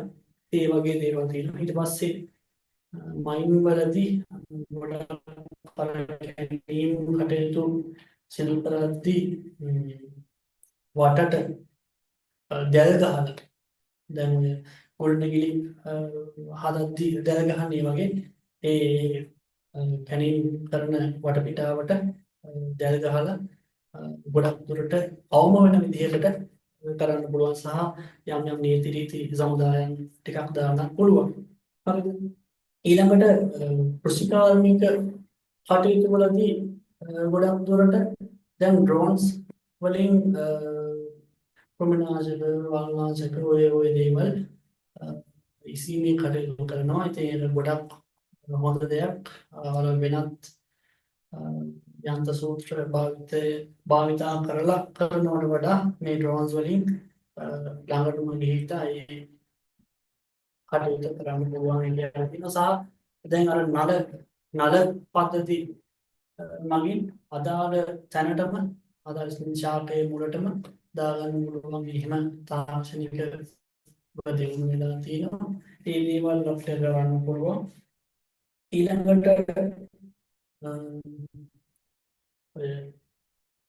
බර්නින් ප්‍රොසෙස් එක මොනු දහනය කිරීම කියන කාරණාව දැන් ඇත්තටම පොල් කට්ටේ ඉඳන් ප්ලාස්ටික් යකඩ සහ නිකුත් හැමදේම ගන්න පුළුවන් විදිහට ලංකාව තුළ නම් ඔය ඩිමෝ බට්ටෝ අරේ මේ එම හැමතැනම වගේ යනවා. ඉතින් එහෙම අර ප්ලාස්ටික් කෑලි එතකොට පොල් කට්ටු අරමුවා එහෙම මොනවා තියෙනවනම් ඒවා ගෙදරට බරක් නිසා නේ වරතර පුච්චන්නේ. එතකොට ඒ වගේ ඒවා වෙන් කරන්න පුළුවන්. මේ ප්ලාස්ටික් පොලිතීන් වීදුරු වරම යම් එකක් වෙන් කරලා ඒ අදාළ එනාලට දෙන්න පුළුවන්. නැති ටික දෙන්න පුළුවන් නගර සභාවට. නේ නගර සභාවේ ෆැක්ටර්ස් එනවා නේද? ඒවට දීලා ඒකට ඊට පස්සේ ප්‍රතිචක්‍රීකරණ ක්‍රියාවලිය වලට බඳුන් කරගන්න ඒ කට්ටිය දාන්න. හරිද? ඉතින් ඒ වගේ දේවල් ටිකක් ඒ පැත්තෙන් කරන්න පුළුවන්. ඊට අමතරව ගොඩක් දුරට දරලින් පාවිච්චි කරන ප්‍රවණතාවය දැන් ඉන්දියාවේ අඩු වෙලා තියෙනවා. අලුතෙන් හදන හැම කිසිම ගෙදරක දැන් දරලි නැහැ. නමුත් දරලි තියෙන අයට පුළුවන් විදුලියෙන් පාවිච්චි කරන උපකරණ ගන්න නේද? ඉන්ඩක්ෂන් කුකර්ස් තියෙනවා. ඒ වගේ තාක්ෂණය අතින් දියුණු ක්‍රමවේද ඇත්තටම තියෙනවා. ඒ වගේ දේවල් වලට මාරු වෙන්න පුළුවන්. හරිද? ඊට පස්සේ කන්ස්ට්‍රක්ෂන්ස් වලදීත් එහෙමයි. කන්ස්ට්‍රක්ෂන්ස් වලදී ඔය ඇස්බෙස්ටෝස් සාසිමින්ති අංශු ඒවා ඔක්කොම රැඳෙන විදිහට දැල් ගහලා ඒ වැඩ කරන තැන් වල කවර් කරලා දැල් ගහලා ඒ දේවල් කරන්න පුළුවන්. ඒ වගේ දේවල් ටිකක් තමයි ඉතින් මේ බලපෑම අවම කිරීමේ අර්ථයෙන් කතා කරන්න තියෙන්නේ. සමහර ඔයාලගේ පෞද්ගලික මොනවා හරි අදහසක් තියෙනවා නම් කමෙන්ට් සෙක්ෂන් එකේ දාන්න පුළුවන්. ආවිෂ්කර අපි කතා කරේ වායු දූෂණය අවම කරන්න පුළුවන් දේවල් මොනවද කියන එක. විශේෂයෙන්ම අපි මේ සාකච්ඡා අරමුණුනෙත් ඒක මේ වාතය දූෂණය යනවා තමයි මේ විවිධ ක්‍රම වලින් සහභාගී වෙන්න පුළුවන් නිෂ්ක්‍රියාකාරකම් ඉඳ වෙන්න පුළුවන්. එතකොට ඒවා අවම කරන්න අපිට අපේ පැත්තෙන් මොනවද කරන්න පුළුවන් කියන එක සාකච්ඡාවක් ගන්න තමයි ඕනුනේ. ඒ වගේම අර මේ මතක් කරා වගේ මේකේදී ඔයාලගේ පැත්තෙන් මොන හරි අදහස් ප්‍රකාශ කරන්න තියෙනවා නම් හරි එහෙම නැත්නම් ගැටලු කාරී තැනක් මොකක් හරි තියෙනවා නම් දැනගන්න. අපි ඒකට අවස්ථාව දෙන්න තව ටිකකින්. ඩිස්කෂන් පාර්ට් එකේදී අපි මේ දෙවෙනි වටේදී ඒ අවස්ථාව කරේ දේවල් ගැන ඊට අමතරව සාමාන්‍යයෙන් මෑත කාලේ සිද්ධ වෙච්ච සහ මේ ප්‍රධාන වශයෙන් ලෝක කතා බහට ලක් වෙච්ච වායු දූෂණය සම්බන්ධ සිදුවීම් කිහිපයක් ගැන තමයි අපි අවධානය යොමු කරන්න යන්නේ. ඒක මම ආරාධනා කරන නැවතවත් සංජුල එතකොට මේ කොටසේදී කතා කරන්නේ වායු දූෂණයෙන්ද මෑතකදී සිද්ධ වෙච්ච අනතුරු ගැන. එතකොට මම බලාපොරොත්තු වෙනවා ලංකාවේ සහ ගෝලීය මට්ටමේ වෙච්ච අනතුරු ගැන කතා කරන්න. එතකොට අපි මුලින් බලමු ලංකාවේ වෙච්ච අනතුරු මොනවද කියලා වායු දූෂණයට සම්බන්ධ. එතකොට 2016 වර්ෂයේදී කොළඹට නුදුරින් තියෙන කොස්ගම තියෙන ආමි කැම්ප් එකක් ඒකේ ලොකු බ්ලාස්ට් එකක් වුණා. ලොකු පිපිරීමක් වුණා. ඒකට රාත්‍රී කාලයේ තමයි වුණේ හවස පටන් අරගෙන. එතකොට ඔය ආමි කැම්ප් එකේ පොළව යට තිබ්බා කියන්නේ ලංකාවෙම තියෙන ප්‍රධාන අවිගබඩාව තියෙන්නේ ඔය කොස්ගම ශාලාව කියන ආමි කැම්ප් එකේ. එතකොට පොළව අභ්‍යන්තරයේ තමයි ඔය ඩයනමයිට් ආශ්‍රිත ඔක්කොම වගේ ආමි එකේ අවි තියෙන්නේ. එතකොට ඕක ඇතිවෙච්ච පොඩි ස්පාර්කයක් හින්දා ලොකු බ්ලාස්ට් එකක් සිද්ධ වුණා. එතකොට ඕක ඩැමේජ් එක ඔය කොස්ගම කියන ග්‍රාමය නැත්තම් ටවුන් එක ආසන්නයේ සෑහෙන්න ලොකු බලපෑමක් වුණා. ඕකේ තියෙන උණ්ඩ පවා ගෙවල් වලට ඒ කියන්නේ පත්තු වෙලා උණ්ඩ පවා ගෙවල් වලට පවා ගියා. එතකොට ඕකේ හින්දා විශාල දුමාරයක් ඇති වුණා. તો රාත්‍රී කාලේ. එතකොට දැන් වෙඩි බෙහෙත් නැතින වෙඩි බෙහෙත් වල ඩයනමයිට් තියෙන්නේ. එතකොට ඕකේ බලපෑම වායුගෝලයට ගොඩක් කියන්නේ වායු දූෂණයට ගොඩක් වායු අංශු එකතු වුණා. එතකොට ප්‍රධාන වශයෙන්ම දැන් ඔය ඩයනමයිට් වගේ ගත්තාම ඔකේ සල්ෆර් තියෙනවා. සල්ෆර් තමයි ප්‍රධාන වශයෙන්ම තියෙන්නේ. සහ බැරලෝක තියෙනවා, කාබන් අංශු වගේ දේවල් තියෙනවා. ගොඩක්ම ඔය සල්ෆර් ප්‍රමාණය තමයි ඔය ඩයනමයිට් ගත්තාම කියන්නේ වෙඩි බෙහෙත් වල තියෙන්නේ. වායුවේ ගුණාත්මක බව තමයි බලන්නේ. ඒකට සාමාන්‍යයෙන් කිලෝමීටර් 20ක් 30ක් දුරට ලොකු වරයක් ඇඳලා ඒ වෘතේ බලනවා කොහොමද තැන් තැන් වල වායු අංශු අරගෙන වායුවේ ගුණාත්මක භාවය කොහොමද තියෙන්නේ කියලා බලනවා. එතකොට ඔය කරපු පරීක්ෂණයකදී දැන් කොළඹ ඉඳලා සාමාන්‍ය කිලෝමීටර් 40-50ක් දුරින් තියෙන නුගේගොඩ කොළඹට ආසන්න. එතකොට ඒ පරීක්ෂණවලදී අනාවරණය වෙලා තියෙනවා සාමාන්‍ය නුගේගොඩ ඒ හරියේ වායුගෝලයේත් අර සල්ෆර් ප්‍රමාණය තියෙන්න ඕන ප්‍රමාණයට වඩා වැඩිපුර තිබ්බා කියන එක. ඒකට දැන් ඒ වලින් පැහැදිලි වෙනවා මොකක් හරි පරිසර ප්‍රශ්නයක් වුණා වායුගෝලයේ සම්බන්ධ පරිසර ප්‍රශ්නයක් වුණාම කොච්චර දුරකට ඒක ව්‍යාප්ත වෙනවද කියන එක. ඒකට ඔක බලපෑම ගොඩක් වුණා. නිවාස හානි සිද්ධ වුණා, දේපල හානි සිද්ධ වුණා. ලොකු බලපෑමක් වුණා. ඊට පස්සේ වර්තමානයේ වෙනකොට ඒ ස්ථානයේ වෙන තැනකට ගෙනහිල්ලා තියෙනවා. ඒ කියන්නේ ආමි කැම්ප් එක තියෙනවා. ඒ වුණාට අර ගබඩා ගිරීම වෙන තැනකට ගෙනහිල්ලා තියෙනවා. ඊළඟට තමයි 2021 මතක ඇති ගොඩක් අයට එක්ස්ප්‍රස් පර්ල් නෞකාවේ සිද්ධ වෙච්ච පරිසර ප්‍රශ්නේ. ඒකට ඕකත් උනේ කොළඹට නුදුරු මුහුදු ප්‍රදේශයේ උනේ. ලංකාවට ඒ නැවෙද්දී ඒකේ රසායනික ද්‍රව්‍ය ලීක් එකක් වුණා. ඒකට ඔය නෞකාවේ ගෙනාවේ නයිට්‍රික් ඇසිඩ් ගෙනාවා. ඊට පස්සේ සල්ෆර් ඩයොක්සයිඩ් නයිට්‍රික් ඇසිඩ් එක ගෙනාවා. ඊට අමතරව සෝඩියම් හයිඩ්‍රොක්සයිඩ් සහ අර ප්ලාස්ටික් පෙබල්ස් කියන්නේ නර්ඩල්ස් කියලා නෞකාවේ තිබ්බේ. කන්ටේනර් සාමාන්‍ය 80ක් විතර තිබිලා තියෙනවා. ඒකට ඔය නයිට්‍රික් ගත්තාම ඕක මේ ඔක්සිකාර්ගයක්. ඒ කියන්නේ මේ ඔකට පුළුවන් මේ ලෝහ එහෙම දිය කරන්න. ඒකට ඔය අන්තිමට අනාවරණය වෙලා තිබ්බේ ඔය කන්ටේනර් පෙට්ටියේ ඔය නයිට්‍රික් ඇසිඩ් ගෙනාවු කන්ටේනර් පෙට්ටියක පොඩි ලීක් එකක් වෙලා ඕක දිගින් දිගටම වියත් වෙලා ගියා කියලා තමයි අනාවරණය වුණේ. ඊට පස්සේ ඕක ලොකු ගින්නක් බවට පත් වෙලා ඔය ප්ලාස්ටික් කැනඩල්ස් කියලා නිකන් පබලු වගේ ඕවා ගිනි ගත්ත. එතකොට ඕකෙන් තමයි ෆොටෝ එකේ තියෙන විදිහට ලොකු දුමාරයක් ඇති වෙලා තිබ්බේ. ඔය ප්ලාස්ටික් නඩල්ස් ගන්න ගොඩක් ඔය බහුවගේ කර්මාන්තයේදී ප්ලාස්ටික් රාශිය නිෂ්පාදනය කරන්න ගන්න. ඕක මෝඩ් කළ තාපයකට ලක් කළා තමයි එක එක දේවල් හදන්නේ. එතකොට මේ ඔය විශාල දුමක් වායුගෝලීය දූෂණය පැත්තෙන් විශාල දුමක් වායුගෝලයට එකතු වුණා. ඊට අමතරව පරිසරයට විශාල තාපයක් එකතු වුණා. ඊට පස්සේ මුහුදට තෙල් කාන්දුනා නැවේ තිබ්බ. ඊට අමතරව අර රසායනික ද්‍රව්‍ය සෝඩියම් හයිඩ්‍රොක්සයිඩ් වගේ රසායනික ද්‍රව්‍ය මුහුදට එකතු වුණා. එතකොට දන්න සෝඩියම් හයිඩ්‍රොක්සයිඩ් කියන්නේ නිකන් භස්මයක්. එතකොට ඕවලින් අවට කොරල් බර ඊට පස්සේ මත්ස්‍ය සම්පතට බලපෑමක් වුණා.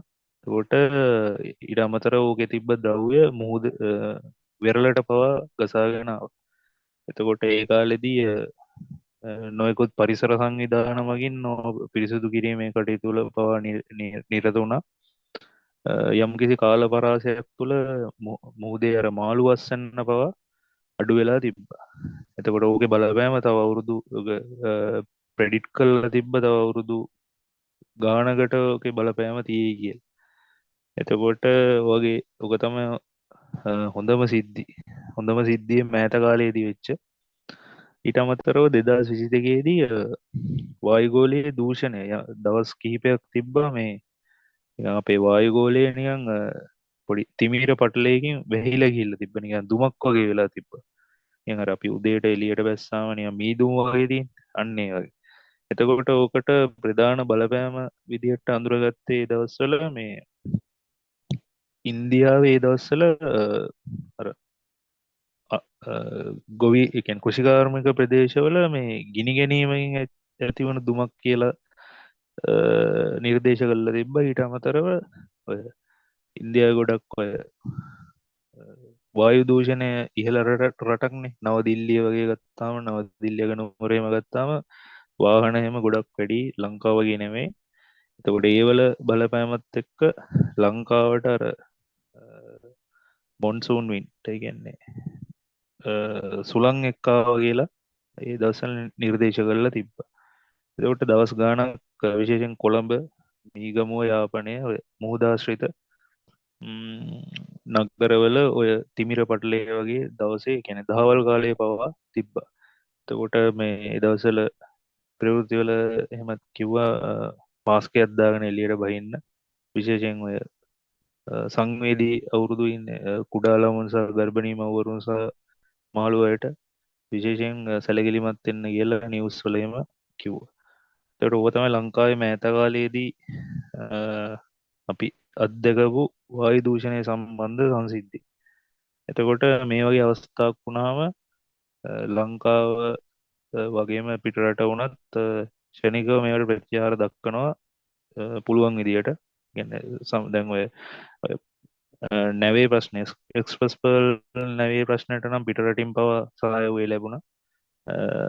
කොස්ගම ඒකට කොස්ගම ආමි කැම්ප් එකේ බ්ලාස්ට් එක වෙලාවෙදිත් විවිධ සංවිධාන පරිසර සංවිධාන ඒවට උදව්වට ආවා.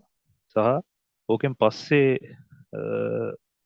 සංසිද්ධිය බලන්න. කියන්නේ දැන් මොකක් හරි පරිසර ප්‍රශ්නයක් වුණාම ඒකේ පස්සේ කොහොමද මිනිස්සුන්ට වෙන බලපෑම, සත්තුන්ට වෙන බලපෑම සහ අනාගතේ ඒකේ ඉෆෙක්ට් එක කොහොමද බලපාන්නේ කියන එකට ඔය රිසර්ච් කරනවා. රිසර්ච් කියන්නේ නිකන් එක්ස්පෙරිමන්ට් කරලා බලනවා කොහොමද මේවා වෙන්නේ. පස් සාම්පල් චෙක් කරලා බලනවා මොකද වෙන්නේ, වායුගෝලීය ගුණාත්මකතාවය කොහොමද. ඔයගේ දේවල් විවිධ සංවිධාන විශේෂයෙන්ම විශ්වවිද්‍යාල මට්ටමේ සහ ලංකාවේ තියෙනවා රිසර්ච් කරන වෙනම ආයතන. ඒ වලින් නිරන්තරයෙන් නව පරීක්ෂණ කරනවා. ඊට පස්සේ අපි බලමු මේ පිටරට ගෝලීය මට්ටමේ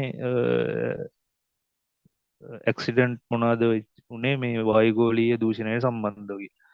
එතකොට මේ ප්‍රසිද්ධ එකක් තමයි බෝපාල් ඇක්සිඩන්ට් එක. එතකොට මේ බෝපාල් ඔක ඩිසාස්ටර් කියලා ප්‍රසිද්ධයි. එතකොට කර්මාන්ත ශාලාවක ඇති වුණේ ඉන්දියාවේ 1984 දෙසැම්බර් මාසේ. එතකොට මේ කර්මාන්ත ශාලාව ඇවිල්ලා මේ කෘමිනාශක නිෂ්පාදනය කරන කර්මාන්ත ශාලාවක්. එතකොට මේකේ මේ ප්‍රධාන වශයෙන් නිෂ්පාදනය කර මෙතිල් අයසෝසයනයිට් කියන රසායනික ද්‍රව්‍ය. එතකොට මේක ගෑස් ලීක්කයක් තමයි වෙලා තියන්න බොයිලේරුවක. ඒ ගෑස් ලීක් එකෙන් මිනිස්සු සෑන් ප්‍රමාණය මිනිස්සු 50,000 විතර පීඩාවට පත් වුණා. සැලකිය යුතු ප්‍රමාණයක් මිය ගියා. සහ ඊට අමතරව හයිඩ්‍රජන් සයනයිට් කියන ඕක ඇවිල්ලා පොහොර ගබඩාව. එතකොට බේරූට් අගනුවර කියන්නේ ලෙබනන් වල බීරූට් අගනුවර කෙමිකල් බ්ලාස්ට් එකක් වුණා 2020 අවුරුද්දේදී. එතකොට ඕකේ මේ වරාය නගරයක් ඕක. එතකොට නැව් වලින් ගෙනල්ලා ඔතන තමයි ගබඩා කරන්නේ. එතකොට ඇමෝනියම් නයිට්‍රේට් කියලා රසායනික ද්‍රව්‍යයක් ගන්න ඕක ගොඩක් ඔය පොහොර නිෂ්පාදනයට තමයි ගන්නෙ. එතකොට ඒ කාලේ ඔය උෂ්ණාධික කාලයක්. එතකොට උෂ්ණත්වයත් සමග ලොකු පිපිරීමක් සිද්ධ වුණා. එතකොට ඒකෙදි වායු ගෝලයට ammonia, nitrogen oxide, carbon dioxide වගේ වායුන් නිදහස් වුණා. එතකොට ලොකු ගෙනි ගැනීමක් ඇති වුණා සහ විශාල දේවල් හානියක් මේ මගින් සිද්ධ වුණා.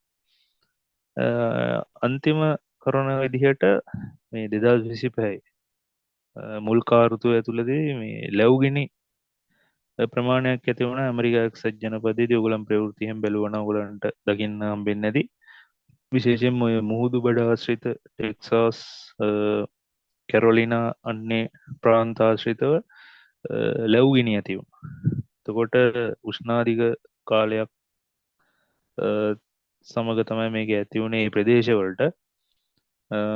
එතකොට මේකට විවිධ මත පළ කරා ඒ රටේ මිනිස්සු උෂ්ණත්වයත් එක්ක සහ අනිසි ක්‍රියාකාරකම් මිනිස්සු විසින් කරපු අනිසි ක්‍රියාකාරකම් නිසා ලැබුණි ඇති වුණා කියලා කිව්වා. එතකොට මේක සාමාන්‍යයෙන් ඒ රටේ කියලා තිබ්බා එතෙක් මෙතෙක් සිද්ධ වෙච්ච ලොකුම ලැබුගින්න කියලා ඇමරිකා එක්සත් ජනපදයේ. එතකොට ඔයගොල්ලන් ෆොටෝස් එහෙම Facebook එකේ දකින්න ඇති. අර එක ගෙයක් ඉතුරු වෙලා අර මුළු ගමක්ම විනාශ වෙලා තිබ්බේ. එතකොට ඒ වගේ සෑහෙන්න මිනිස් දේපල විනාශයක් සිද්ධ වුණා. එතකොට ප්‍රධාන වශයෙන්ම අර මම කලින් කතා කරා වගේ ලැබුගිනි හින්දා කාබන් අංශු, කාබන් ඩයොක්සයිඩ් සහ වාෂ්පශීලී සංයෝග වායු ගෝලයට මුදා හරිනවා. ඊට පස්සේ මේ වායුන් ගෝලීය උණුසුමට බලපානවා. ඊට අමතරව පාටිකියුලේට් මැටර්, ඒ කියන්නේ අංශමය ද්‍රව්‍ය, කාබන් ඩස්ට් එක ඔය වගේ දේවල් වායු ගෝලයට මුදා හරිනවා. ඊට අමතරව මේකෙන් මේ කැලෑවල් වල නෙවෙන්නේ ප්‍රධාන වශයෙන්ම දැන් සත්තු එහෙම සෑහෙන ප්‍රමාණයක් මිය ගිහිල්ලා තිබ්බා. එතකොට ඕව තමයි විශේෂ සංසිද්ධිය. එතකොට දැන් අපි බලන්න ඕනේ දැන් මේ වගේ විශේෂ සංසිද්ධියක් වුණාට පස්සේ මේවලට මේ සිද්ධියක් ඇති වෙන්න හේතුව මොකද්ද? ඊට පස්සේ මේවයින් වෙන්න පුළුවන් ඉදිරි පසු විපරම් නැත්නම් ඉදිරි බලපෑම මොකද්ද කියන එක අනිවාර්යෙන් ඒ අදාළ රටවල් වලින් වෙනම පරීක්ෂණ කටයුතු කරනවා. ඒවා සෑහෙන්න වැදගත් මිනිස්සුන්ට සහ සතුන්ට යන බලපෑම අඩු කරගන්න. එතකොට මම අර කලින් කිව්වා වගේ ඒවා රිනවා. එතකොට ඒවා සෑහෙන්න වැදගත් බෙදා ගන්න පුළුවන්. ඒව මයික් එක ගන්න කළා කතා කරන්න පුළුවන් වගේම මේ ප්‍රශ්න දෙන chat එකට දාන්න. එහෙම අපිට එහෙමත් ප්‍රශ්න යොමු කරගන්න පුළුවන්. ප්‍රශ්නක් තියෙනවා මේ chat එකට ආපු එකක් මේ මම ඒක කියවලා ඉන්නම්. ඒ ප්‍රශ්නෙත් එක්කම අනිත් අයටත් අවස්ථාව දෙනවා. ප්‍රශ්න යොමු කරන්න ඒක chat එකේ message එකක් විදිහට දාන්න නැත්නම් අන්මියුට් කරලා කතා කරන්න පුළුවන්. වායු දූෂණය නවත්තන්න අපිට මොකද්ද කරන්න පුළුවන්? අපි වායු දූෂණය අවම කිරීමේ ක්‍රම ගැන කතා කරා. අපි පොඩ්ඩක් කියන අපිට අපේ පැත්තෙන් මොනවද කරන්න පුළුවන් කියන එක ගැන පොඩි පැහැදිලි කිරීමක් කරගමු. එතකොට මේ අත්වශයෙන්ම දැන් අපි ලාංකිකයෝ විදිහට අපිට අර අපේ සංජය සහෝදරයා කිව්ව විදිහට අර ගෘහාශ්‍රිතව අපිට කරන්න පුළුවන් ලොකුම දේ තමයි අර අපි කැලිගසල පුච්චන එක අපිට අඩු කරන්න පුළුවන්. රීසයිකල් මෙතඩ් එකට යන්න පුළුවන්. ඒ කියන්නේ දැන් ප්ලාස්ටික් ඒවහෙම පුච්චනවනේ අපි. පුච්චන එක නවත්තලා අපිට පුළුවන් ඕනනම් ඒව වෙන දෙයකට පාවිච්චි කරන්න. ඊට පස්සේ ගෙවල් වල නැත්තම් ඔය හොටෙල්ස් වල ඔයගලන් දැකලා ඇති අර එක්සෝස්ටර් එහෙම දාලා තියෙන. ඒකට ඒ වලින් වායුගොලයට නිදහස් කරන අංශු ප්‍රමාණය අඩු කරගන්න පුළුවන්. එතකොට ඊට අමතරව ගෙදරක එහෙම අර අපේ තියෙනනේ කුස්සියේ වායුන් එළියට යන කවුළු තියෙනවනේ. ඒ කවුළු වලට අපිට ෆිල්ටර්ස් වගේ දේවල් හයි කරන්න පුළුවන්. එතකොට ඒ වලින් අපිට පෙරලා පිරිසිදු වාතය එළියට යොමු කරන්න පුළුවන්. එතකොට ඒ ඩස්ට් ටික ඊට පස්සේ අපිට අයින් කරන්න පුළුවන්. එතකොට අපිට ලේසියෙන් ඔය වගේ දේවල් කරන්න පුළුවන්. ඊට අමතරව අපිට තව දෙයක් තමයි මේ අපි සාමාන්‍ය ඉගෙනගත්ත පුරවැසිය විදිහට කියන්නේ විද්‍යාත්මක දේවල් දන්න පුරවැසිය විදිහට අපිට වෙන මිනිස්සුන්ව දැනුවත් කරන්න පුළුවන්. දැනුවත් කිරීමේ ක්‍රියාවලිය කරන්න පුළුවන්. හරි. එතකොට ඔය වගේ දේවල් අපිට ලේසියෙන් කරන්න පුළුවන්. තව දේවල් පුළුවන් අපිට අනිත් කියපු ගොඩක් දේවල් අපිට පුළුවන් මේ තවත් මිනිස්සු එක්ක සහයෝගයෙන් කරන්න. තව රජයේ බලපෑමත් එක්ක එකතු වෙලා ඒ වගේ දේවල් කරන්න පුළුවන්. ඇත්තටම මේ කියන්නේ මේ දැනුවත් වීම කියන එක ඇතුලේ මේක ලොකු පාඩයක් කරනවා මම හිතන්නේ මේ මේ වගේ වැඩසටහන් සංවිධානය කරන්නේ ඒ දැනුවත් වීම දැනුවත් කිරීම කියන එක කරන්නේ මොකද ඒ කියන්නේ මේ දැනුම තියෙන එක ඇතුලේ අපිට ගොඩක් දේවල් සංසාරේ ආරක්ෂා කරගන්න සහ වායු දූෂණය කරගන්න පුළුවන්. තව ප්‍රශ්නයක් තියෙනවා සම්පූර්ණ මම අපි පුංචි රටක් මහා පරිමාණ රටවල් කරන දේවල් වල වන්දි ගෙවන්න වෙනව නේද? අපි පුංචි රටක් මහා පරිමාණ රටවල් කරන දේවල් වල වන්දි අපිට ගෙවන්න වෙනව නේද? ඒ කතාව ඇත්තනම හරි. දැන් හොඳ උදාහරණයක් තමයි දැන් මේ චීනය ඉන්දියා වගේ රටවල ඇත්තරම කාර්මීකරණය ඉතා වැඩින්. දැන් මම අර කලින් ඇක්සිඩන්ට් එකක් කිව්වා. දැන් ඉන්දියාවේ අධික වායු දූෂණය හින්දා ඒ රට පිට කරන වායු ප්‍රමාණ ඔය සංවාන සුළං එක්ක අපේ රටට එනවා. ඒ ඇත්තටම අර ඒ ප්‍රශ්නේ ඉදිරිපත් කරපු එක්කෙනා කිව්ව කතාව හරි. වෙන රටක නිකුත් කරන දේවල් පරිසර සාධකින්ද අපේ රටට එනවා. ඊට පස්සේ අපේ රටේ මිනිස්සු ඒ ද්‍රව්‍යන හින්දා ලෙඩ වෙන්න පුළුවන්. එතකොට ඒ කතාව ඇත්තටම හරි. අර ජනගහනයත් එක්ක ඒ වගේ දේවල් වලට ඇත්තටම අපි පුංචි රටක් වෙලා මුහුණ දෙන්න වෙන අවස්ථාවල් තියෙනවා. එතකොට අර දැනුවත් වීම සහ ලෝකේ දැන් ඇත්තරම ගත්තාම තිරසාර සස්ටේනබිලිටි ඩිවලොප්මන්ට් සහ එන්වයරන්මන්ට් කියන පැත්තට දැන් යොමු වෙලා යන්නේ. එතකොට ඒවත් එක්ක ඇත්තරම ඕවා ටිකක් අඩු වේගන යන ප්‍රවණතාවයකුත් තියෙනවා. දැන් ගොඩක් අහලා ඇති ඔය සමළු එහෙම තියෙනවා පරිසර ගැටලු සම්බන්ධ. එතකොට ඒවලත් ඇත්තරම ඉන්නේ ඔය ලොකු ලොකු රටවල් ඉන්නේ ලොකු ලොකු රටවල්ම තමයි ඔය සංවිධානය කරන්න. එතකොට දැන් යම්කිසි ප්‍රවණතාවක් තියෙනවා. මොකද දැන් මේ මෑත කාලේ එක දිගට මිනිස්සු සෑහෙන ස්වභාවික විපත් වලට සහ ඔය අපි කියපු ප්‍රශ්න වලට මිනිස්සු මුහුණ දීගෙන එන්නේ. එතකොට දැන් මිනිස්සුන්ට දැනලා තියෙනවා අපි මේ වගේ විදියට ඉස්සරහට ගියොත් අපිට ලෝකයක් ඉතුරු වෙන්නේ නැහැ. ඒකින් අපි මේකට ක්‍රියාමාර්ග ගන්න ඕනේ කියලා. එතකොට ඒ වගේ සමුළු ඔස්සේ දැනුම යාවත් කාලීන කරලා යම්කිසි ක්‍රියාමාර්ග එහෙම අරන් තියෙනවා. එතකොට එක දෙයක් තමයි ඔය මේ කාබන් ෆුට් ප්‍රින්ට් කියන එක. ඒ කියන්නේ දැන් හිතන්නකෝ මේ ගස් කපන එක. ගස් උතන ශාක සෑහෙන්න ලොකු දෙයක් කරනවානේ. එතකොට ඔය ශාක හේම වෙන රටවලින් ඉගෙන හිතන්නකො ජපානය වගේ රටක් කියලා. ජපානය චීන වගේ රටක් කියලා. ඒගොල්ලොන් ආයෝජනය කරලා වෙන රටවල ගස් වවනවා. එතකොට සමස්තයක් විදිහට ගත්තාම ගස් වලින් වෙන බලපෑම ලෝකෙටම නෙවෙන්නේ. එතකොට අන්න ඒ වගේ දේවල් තියෙනවා. එතකොට අර පුංචි රටක් විදිහට අපිට බලපානවා කියන කතාව හරි.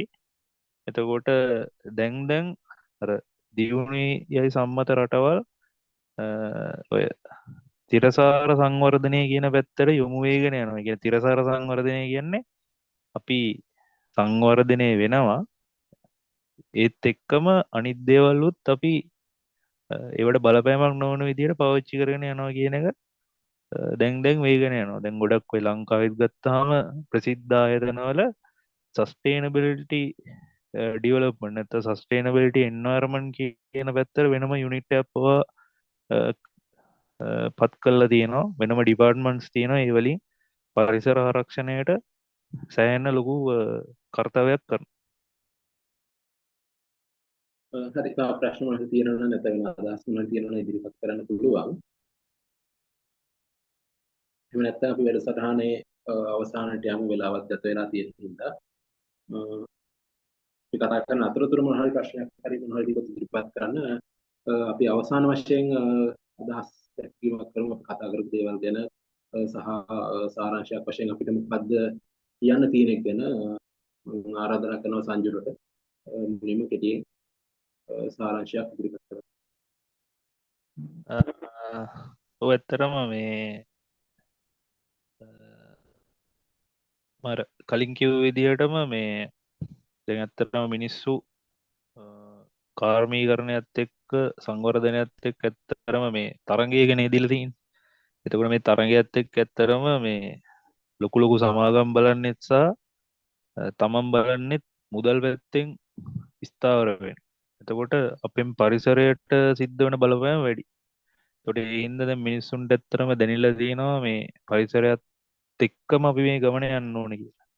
එතකොට ඒවත් එක්ක දැන් වායු දූෂණය, ජල දූෂණය, පාංචු දූෂණය වගේ දේවල් ප්‍රධාන දූෂණ විදියට එනවා. එතකොට අද අපි කතා කරේ වායු දූෂණය ගැන. එතකොට අපි මුල් කොටසේ කතා කරා වායු දූෂණයට කලින් කතා කරා වායුගෝලීය සංයුතිය. කතා කරා ඒකේ මොනවද තියෙන්නේ. ඊට පස්සේ කොහොමද වායු දූෂණය වෙන ප්‍රධාන ක්‍රම. ඒකදී අපි කතා කරා මිනිස්සු වින්ද වෙන දේවල් සහ ස්වභාවික වෙන දේවල්. ඊට පස්සේ අපි කතා කරා අපිට කරන්න පුළුවන් දේවල්. ඒක තමයි ප්‍රධාන කොටස. අපිට වායු දූෂණය නවත්තන්න අපිට කරන්න පුළුවන් දේවල්. එතකොට අපිට කරන්න කියන මිනිස්සු විදියට අපිට කරන්න පුළුවන් දේවල් යම්කිසි ප්‍රමාණයක් තියෙනවා. ඒවා අපි කරන්න ඕනේ. ඊට පස්සේ අපිට වායු දූෂණය සම්බන්ධ අනතුරු ගැන අපි කතා කරා. එතකොට මේ උතන මං කිව්ව විදිහට ප්‍රධාන කොටස තමයි අපෙන් මොකද්ද ලෝකෙට වෙන්න ඕනේ. දැන් අපි ඇත්තට මේ වගේ ප්‍රශ්නවලදී ලංකාව විදිහට හිතන්න හොඳ නැහැ. ඇත්තටම ලෝකේ විදිහට හිතන්න ඕනේ. මොකද ඔය අපි විශේෂයිත වායුගෝලයට මුදා හැරියොත් අපිට කියන්න බෑ ඒකින් වෙන බලපෑම ලංකාවට විතරක් එනවා කියලා. අපි ලංකාව විදිහට පිට කරන විෂ ද්‍රව්‍ය වලින් වෙන බලපෑම ඇත්තරම වායු ඔස්සේ ගිහිල්ලා වෙන රටකට, ඉන්දියාවට, ජපානයට, චීනයට, ඕස්ට්‍රේලියාවට වගේ රටවලකට බලපෑමක් එන්න පුළුවන්. එතකොට අපි අර ලෝක සත්‍යයේ හිතසුව මිනිස මේ වායු දූෂණය කියන එක අවම කරගන්න. ඇත්තටම අපිට කවදාවත් ඔක ප්‍රැක්ටිකලි ගත්තාම බිඳුව කරන්න බෑ. අපිට ඒ වුණාට තියෙන ප්‍රමාණයට වඩා අඩු කරගන්න පුළුවන්. ඒතකොට ඒ විදිහට අවුරුදු ගණනක් ගියාම අපිට අවම කරගැනීමේ තත්ත්වයට යන්න පුළුවන්. එතකොට පාසල් දරුවන් සහ තරුණ වියේ දරුවන් විදියට අපිට ඒවා අඩු කරගන්න ක්‍රියාමාර්ග ගන්න පුළුවන්. එතකොට අපිට නිවාස මට්ටමේ නැත්තම් ගෘහාශ්‍රිතව අපිට කරන්න පුළුවන් දේවල් අපි කරන්න ඕනේ. ඊට පස්සේ වැඩිහිටියන්ට අපිට දැනුවත් කරන්න පුළුවන්. ඊට පස්සේ පාසලට ගියාම, විශ්වවිද්‍යාලයට ගියාම අපිට අපේ තියෙන යෝජනා ඉදිරිපත් කරන්න පුළුවන්. එතකොට ඒ වලින් අපි ජොබ් එකක් කරන තැන නම් එතන මොකක් හරි බලපෑමක් වෙනවා නම් ඒව අඩු කරන්න පුළුවන්.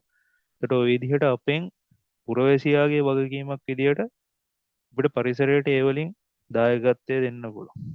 ඊට පස්සේ අපිට දැනුම යාවත් කාලනය කරගන්න පුළුවන්. රිසර්ච් පේපර් තියෙනවා, පත්තර තියෙනවා, දැන් ගොඩක් ඉන්ටර්නෙට් එක යූස් කරන්න පුළුවන්. ඒකට ඕ වලින් අපිට දැනුම අරගෙන අපිට වෙන කට්ටියට දැනුම් බෙදා හරින්න පුළුවන්. එතකොට අද අපි මාතෘකාවේ කතා කරේ ඔය සමරියක් විදිහට ගත්තාම ඔය ටික තමයි කතා කරේ. එතකොට හුස්ම විස වෙයිද අපිට ප්‍රශ්නාර්ථයක් තියෙනවා. දැන් අපි කතා කරපු දේවල් වලින් ඔයගලන්ට තේරෙනවා ඇත්තටම ප්‍රශ්නාර්ථයක් තියෙනවා. අපිට සමහර වගේ පේන්නේ නැහැ. සමහර අපිට දුම වගේ දේවල් පේනවා. ඒ වුණාට සමහර අපි ඔය විෂ සහිත දේවල් ඇත්තටම පේන්නේ නැහැ. ඒකට ඇත්තටම ප්‍රශ්නයක්. විෂ වෙයිද නැද්ද කියන අතරමැද තමයි අපි ඉන්නේ. එහෙනම් අපි ඇත්තටම විෂ නොවන තැනට අපි මේ ලෝකේ ගන්න ඕනේ. ඒකට අපි ඇත්තටම අපි හෙට දවස වෙනුවෙන් අපි අද ඉඳලා අපිට ගන්න පුළුවන් ක්‍රියාමාර්ග ගන්නවා. එමුණොත් අපිට හොඳ ලෝකයක් අපි රටක් විදියට හිතන්න හොඳ නැහැ. ලෝකයක් විදියට හැම දෙනාගේම හිතසුව පිණිස අපිට ලෝකයක් නිර්මාණය කරගන්න පුළුවන්. කවිස්ක ඔව් ඒත් එක්කම අපි අවසාන වශයෙන් අපිට පොදුවේ සමාජයට කරන්න තියෙන ආරාධනය මොකක්ද කියන කෙටියෙන් අදහස් දැක්වීමක් කරමු සංජය. ඇත්තටම මේක ප්‍රායෝගිකව වෙන්න ඕන දෙයක්. දැන් අපි මෙතන පැය 2ක් 3ක් 4ක් දවසක් සතියක් කතා කරලා නැහැ. මේක ඇත්තටම ප්‍රායෝගිකව මිනිහෙක් යන්නේ නැත්තම්. එතකොට අපිට ඇත්තටම කරන්න පුළුවන් පාසල් පද්ධතිය තුළ දැන් අපි ප්‍රායෝගික තාක්ෂණ කුසලතා වගේ එහෙම දේවල් වලින් පරිසරය පාසල් පරිසරය සුද්ධ කරන දේවල් අරමුණු හැම එකක්ම කරනවා. නමුත් ඒක ප්‍රායෝගිකව තාමත් දැනෙලා නැති මට්ටමක් තියෙනවා ඇත්තටම පාසල් වල. ඒකට අපිට කරන්න තියෙන එකම දේ තමයි පොඩි කාලේ ඉඳන්ම මේ දූෂණය වෙන ක්‍රම ආරෝපණ හැම එකක්ම A to Z කියා දීලා ඒ මට්ටම් වල ඒ ශ්‍රේණි වල ඉන්න දරුවන්ගේ මට්ටම දැනගෙන පුළුවන් උපරිම ඒ දේවල් කියා දීලා ප්‍රායෝගිකව ඒ ළමයි යොමු කරන්න ඕනේ. එතකොට ඒ කට්ටිය ලොකු වෙලා සමාජයට එද්දී ප්‍රායෝගිකත්වය තුල තමයි මේ ජීවත් වෙන්නේ. ඒ දේ කරන්න ඕනේ. කියන්නේ කාට හරි උපදෙසක් දෙනවා නම් ඔයා මෙහෙම කරන්න එපා. මේ ඔය පොලිතින් බෑග් කොහොම මුච්චරින් හරිනේ නේ අනකයි මේකයි කියලා කියන්න නම් ඒ අදාළ කියන පුද්ගලයා හැදිලා ඉන්න ඕන. සමහරට